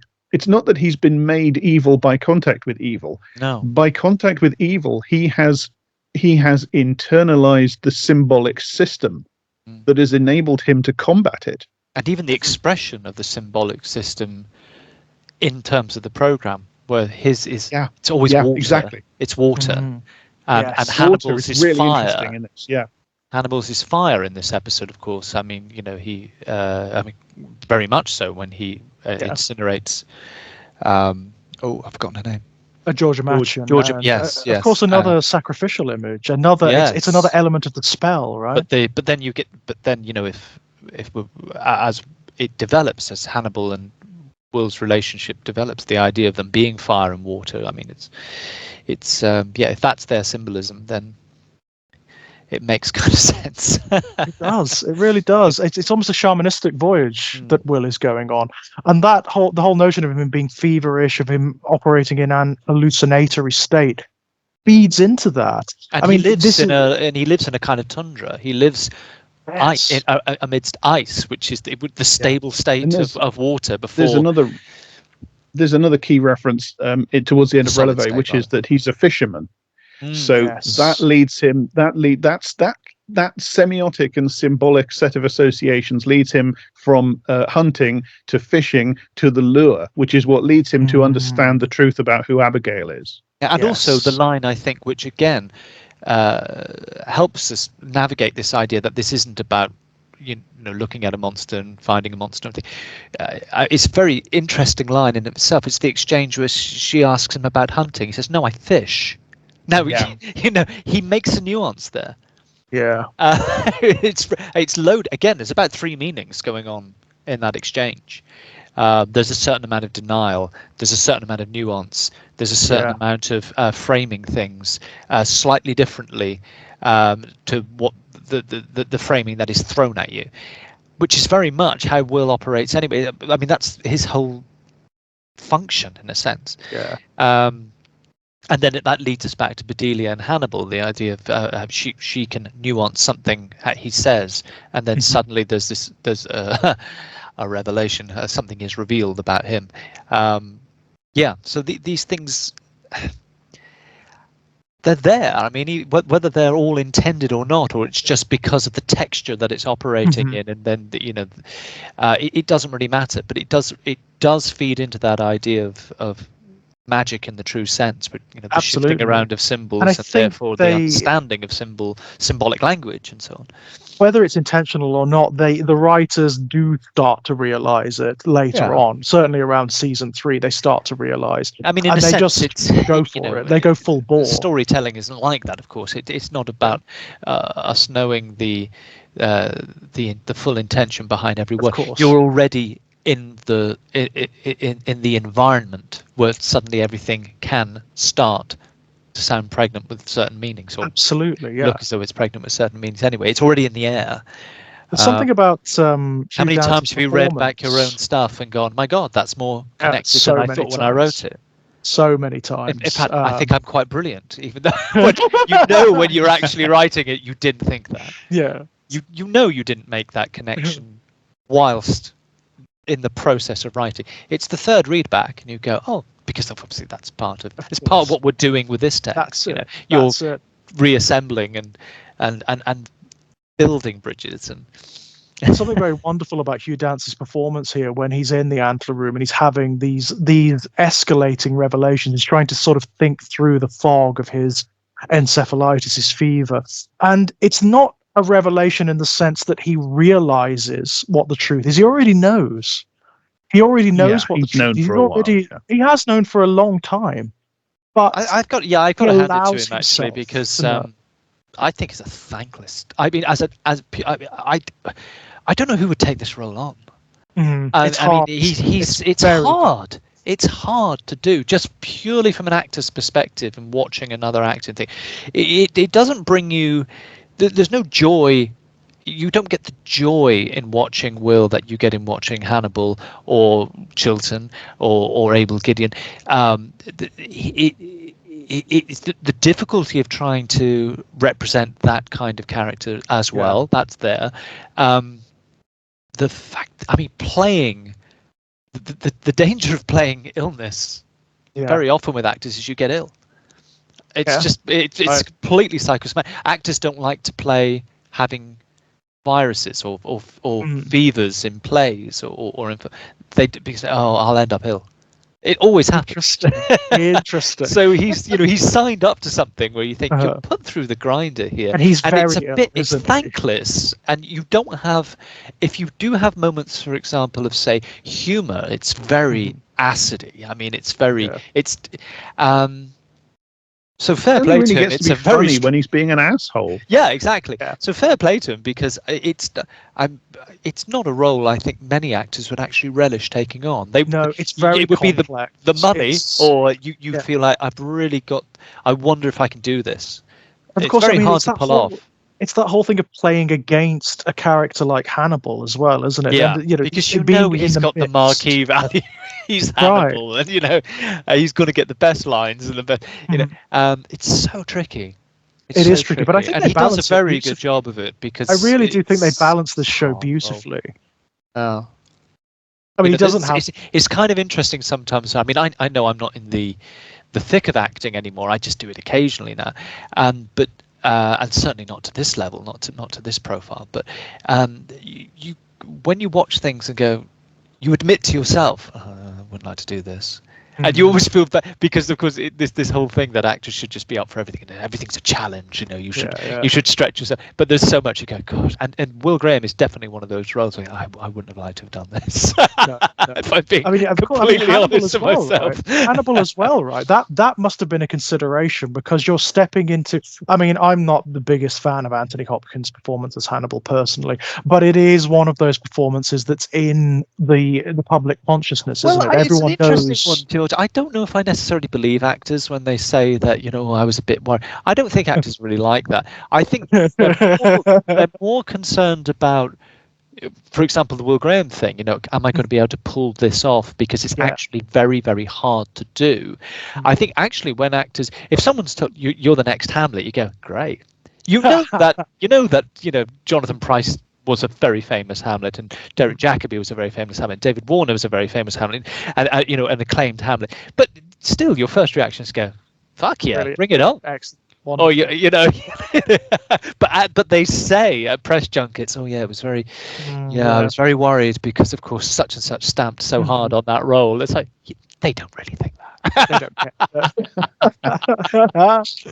It's actually more about the mechanics of acting. I think it's the mechanics of acting that frightens actors. It's what they read on the page, and I think if I'd read Will Graham on the page, I would have had sleepless nights, because I just don't. How do you begin? Whereas actually, if you're stepping into the role of that someone else has played, there is usually enough ego to be able to go, I bet I can do it better. I bet I could do it You know, better. Yeah. or I can do it differently.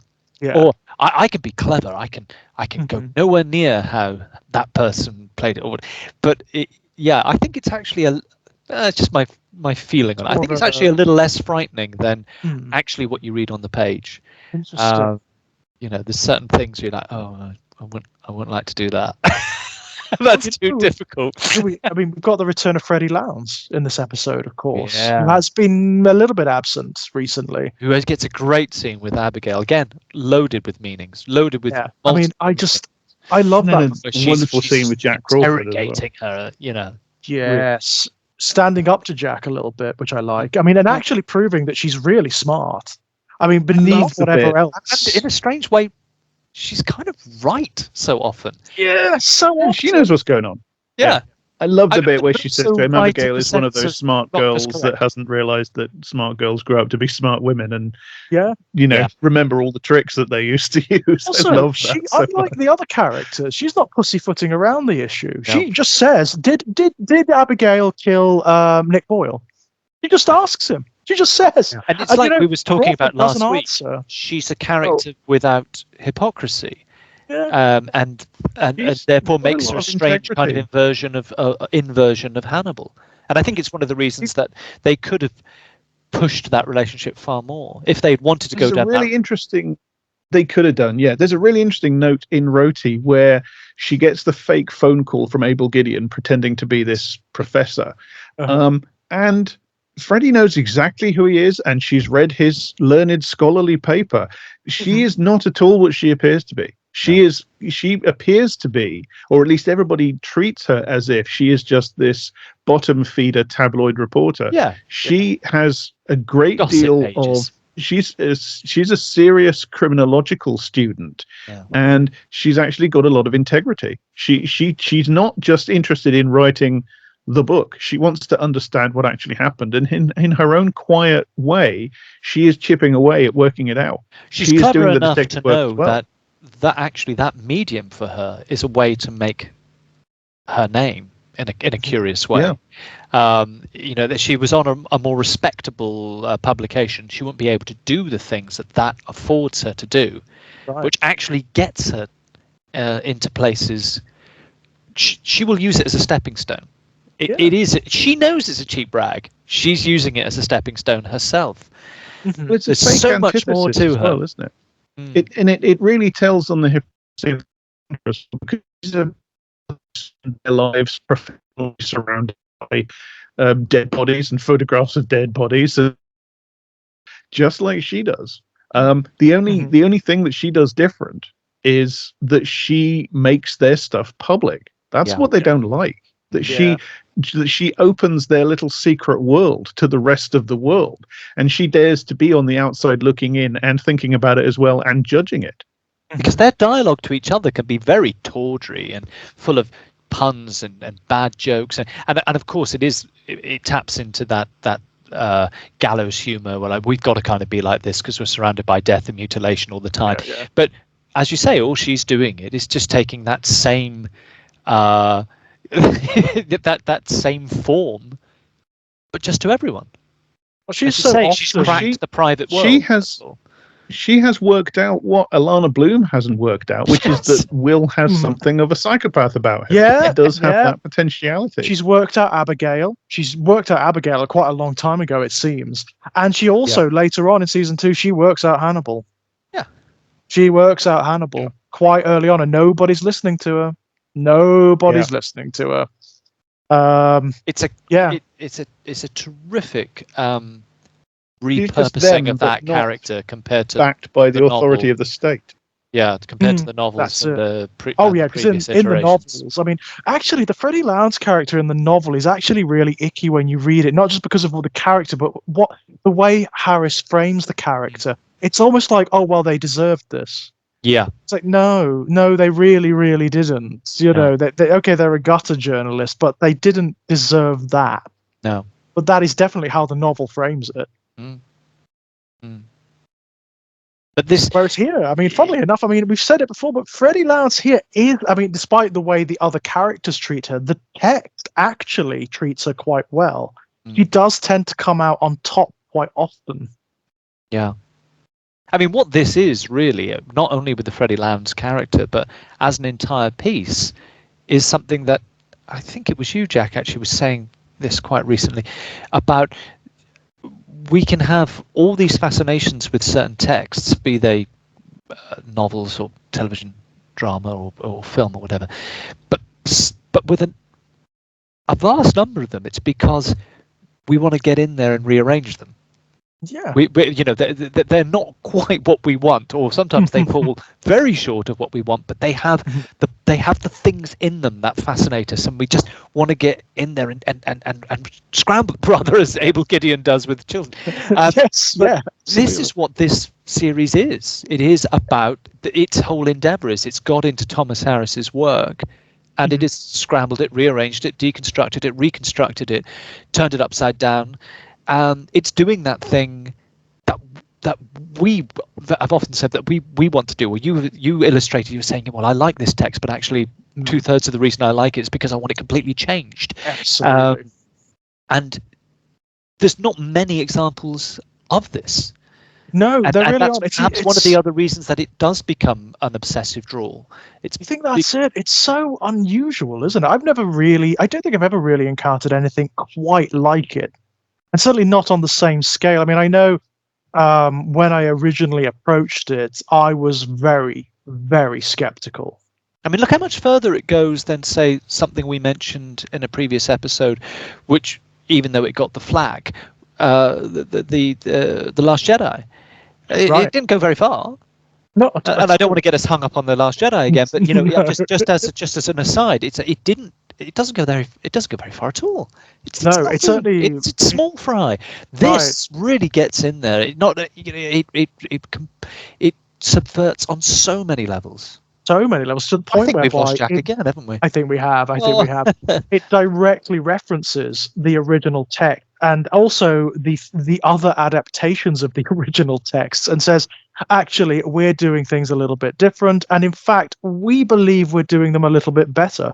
The fact that they counterpose their Hannibal next to Abel Gideon, that is demonstrative of that. Yeah. And it's bizarre because it's not arrogant and it's not overt. It's just that they are in love with their project. And these two episodes in particular, I think, is where it really crystallizes. You had in the previous episodes we spoke about the end of the serial killer of the week thing. It will recur again. They will dip into it again when they need to, when they want to, but it's never the same. No, and it's actually, as I remember it, their approach to it again, it's very smart, because it's just at the point where you think, oh, that thing it used to do, and it does it again, but it just comes at it from a very different angle. Very different. And that's very exciting when that happens. Because the show really, now that it's established itself, and now that it's got the audience on side, and probably the people in the studio on side as well, it knows what it wants to do. It knows what it's interested in and what its project is, and now it's going to go full bore. Now it's just going to go for it, and it really does. It escalates from this point on in ways that are really quite shocking. I mean, I'm trying to replicate or remember the first time I was watching it and the shock that kept coming. The genuine shock.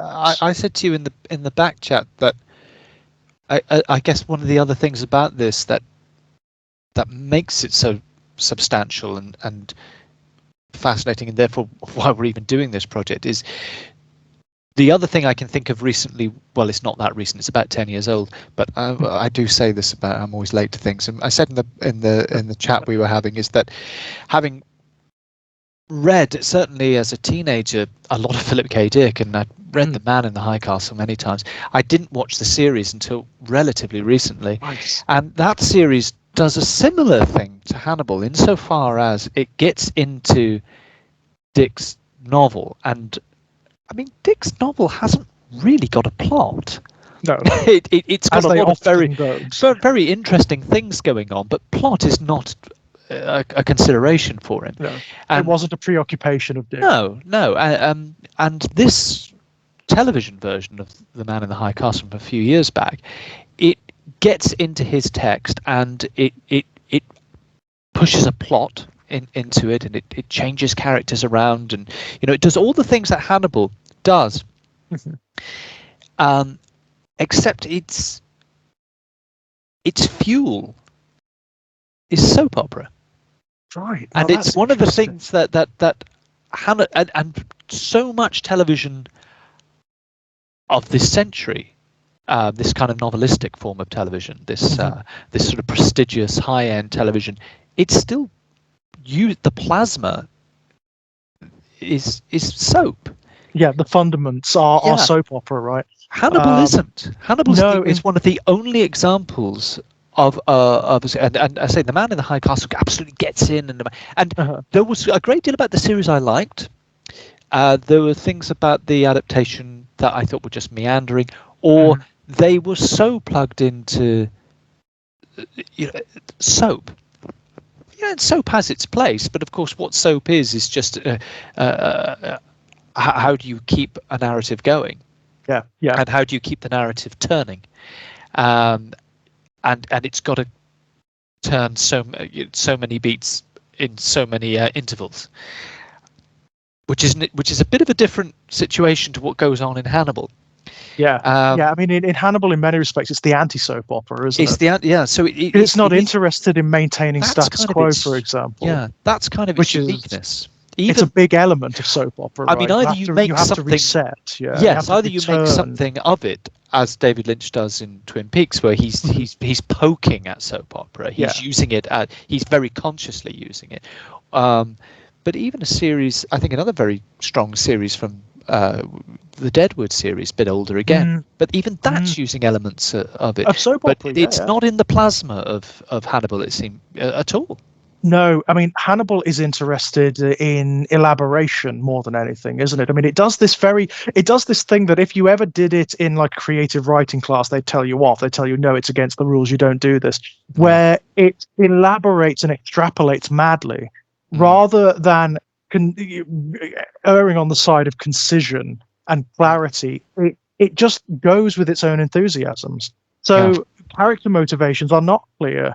Dialogue is not expository and sharp. It is completely confusive, and it just keeps going and getting more profound as time goes on. And that is its beauty, because it doesn't care. It's not interested in sort of the concision of plot, as it were, although it does have plot feeding it along. It's interested in character dynamic, however they are going to come about, and it just lets itself go. So as a result, it was unlike Hannibal with Thomas Harris's source texts. I was sort of frustrated with The Man in the High Castle, because it's like, this is great that you've got in to this text by Philip K. Dick, and you are really trying to do interesting things and set up interesting variations on characters, bring in new characters, but you've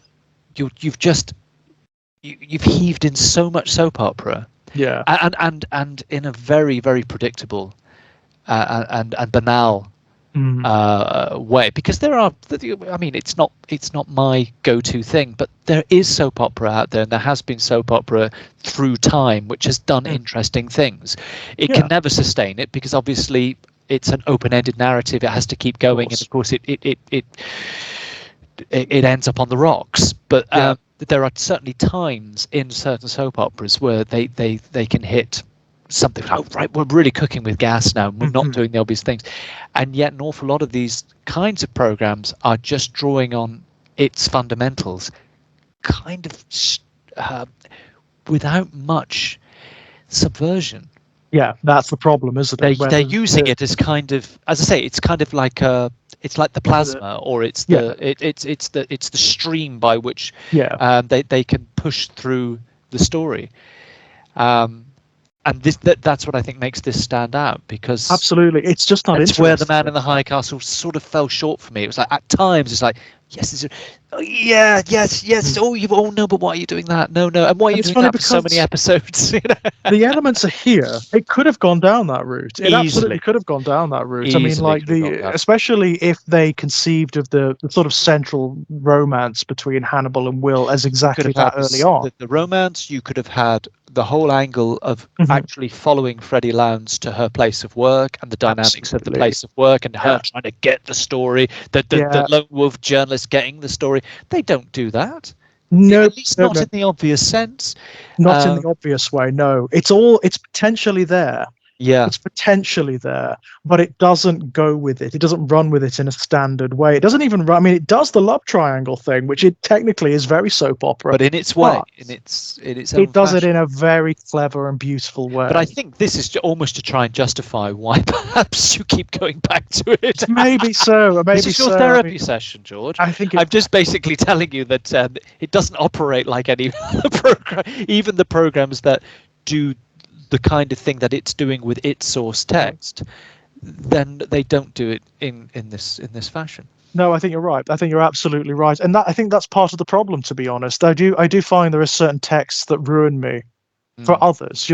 So then I get it into my head that, well, why would I want to watch the lesser text? Why would I want to consume it becomes the lesser frustrating text? Because you're then back into that square one of like, now I want to go into this and sort of put it right. And I've been guilty of that. I mean, I think I've said to you before, it takes me nothing if I'm particularly frustrated with something and I feel as though I can use the material that it actually offers. I'll re-edit it. Yeah. Absolutely. I've done that out of. I mean, I will literally rip the damn thing and I will put it through. And because although there's nothing to cut away to, it is sometimes the compulsion to go, well, if I just rearrange those 6 scenes, take some of this out, put that at the top, and then take this out, and then I can feel myself becoming kind of feverish, and then I do end up doing it. I've done that to several things.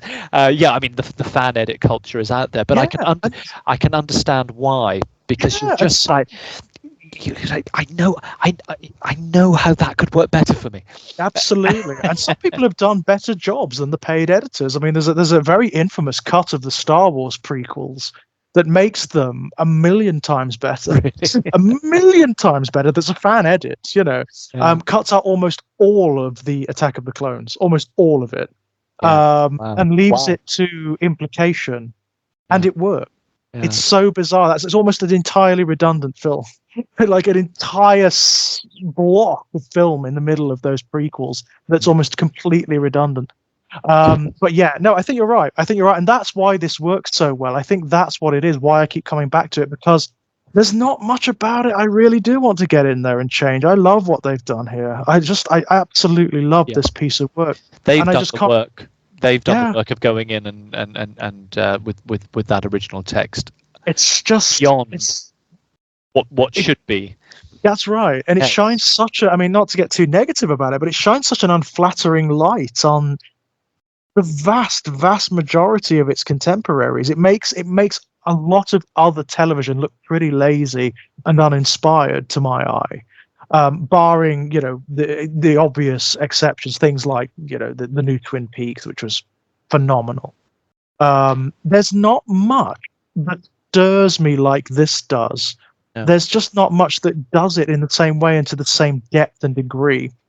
I think we've probably lost Jack. By the way, I think he's having some. I think he tried to get back on. He was back on for a moment, but that's fine. Yeah, I think it's probably a good time for us to maybe we can, because I think Roti was hit a little bit harder anyway, so we could always, because we were an odd episode next time, we could always do a little bit more on Revelate and then into the final episode. That would be fantastic. Absolutely. So before we go, Jack's Patreon is down below, by the way, guys. He does a lot of essays and articles on all sorts of elements of culture, usually from a Marxist perspective, that are well worth reading.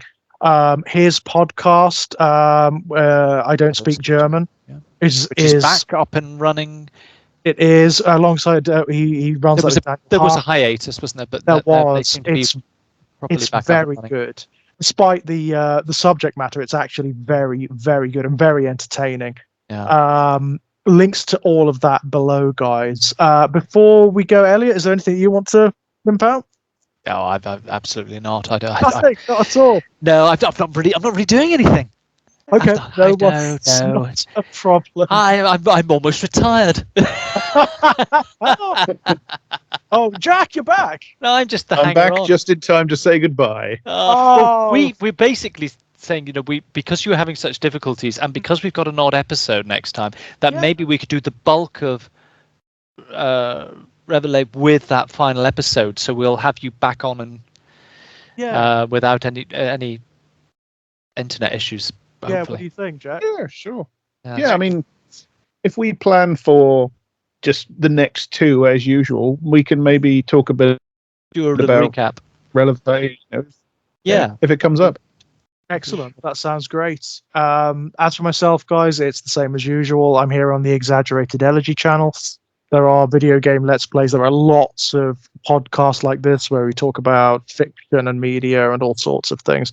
If you go over to Arrow Films, you'll find the new Hellraiser UHD and Blu-ray sets, The Quartet of Torment. And myself and Kit Power are on the Hellbound disc on the featurette Hell is What They Wanted. Very, very proud of that. All of my published work is available through strangeplaygrounds.com, or if you go to Amazon and type in George Daniel Lee, you'll find my author page over there too. If you go to Ginger Nuts of Horror, you'll find the My Life in Horror series, which is ongoing, a series of articles inherited from Kit, where I talk about just fiction and media and its influence on me and the shape of my imagination. So it's very sort of slightly egocentric, but lots of fun. And you can find me over at Blue Sky at the moment. I'm still hanging around Twitter for advertising purposes, really. Let's be honest, that's largely it. Probably won't be there for very much longer. But guys, thank you so much again. Yes, absolutely wonderful. Sorry to keep dropping out, but what I heard of it was fun. Well, hopefully Jack will get you on properly next time, yeah? Yeah, let's hope. It's usually me who has the internet issues. I was going to say, yeah, so the gremlins have got you this time, Jack, unfortunately. Yeah, I think we've got some climatic issues here, so I think that's might be the problem. Right, so technically it's my turn next time, so let's see how it happens, yeah? Until next time, guys. Bye-bye. Take care. Bye-bye.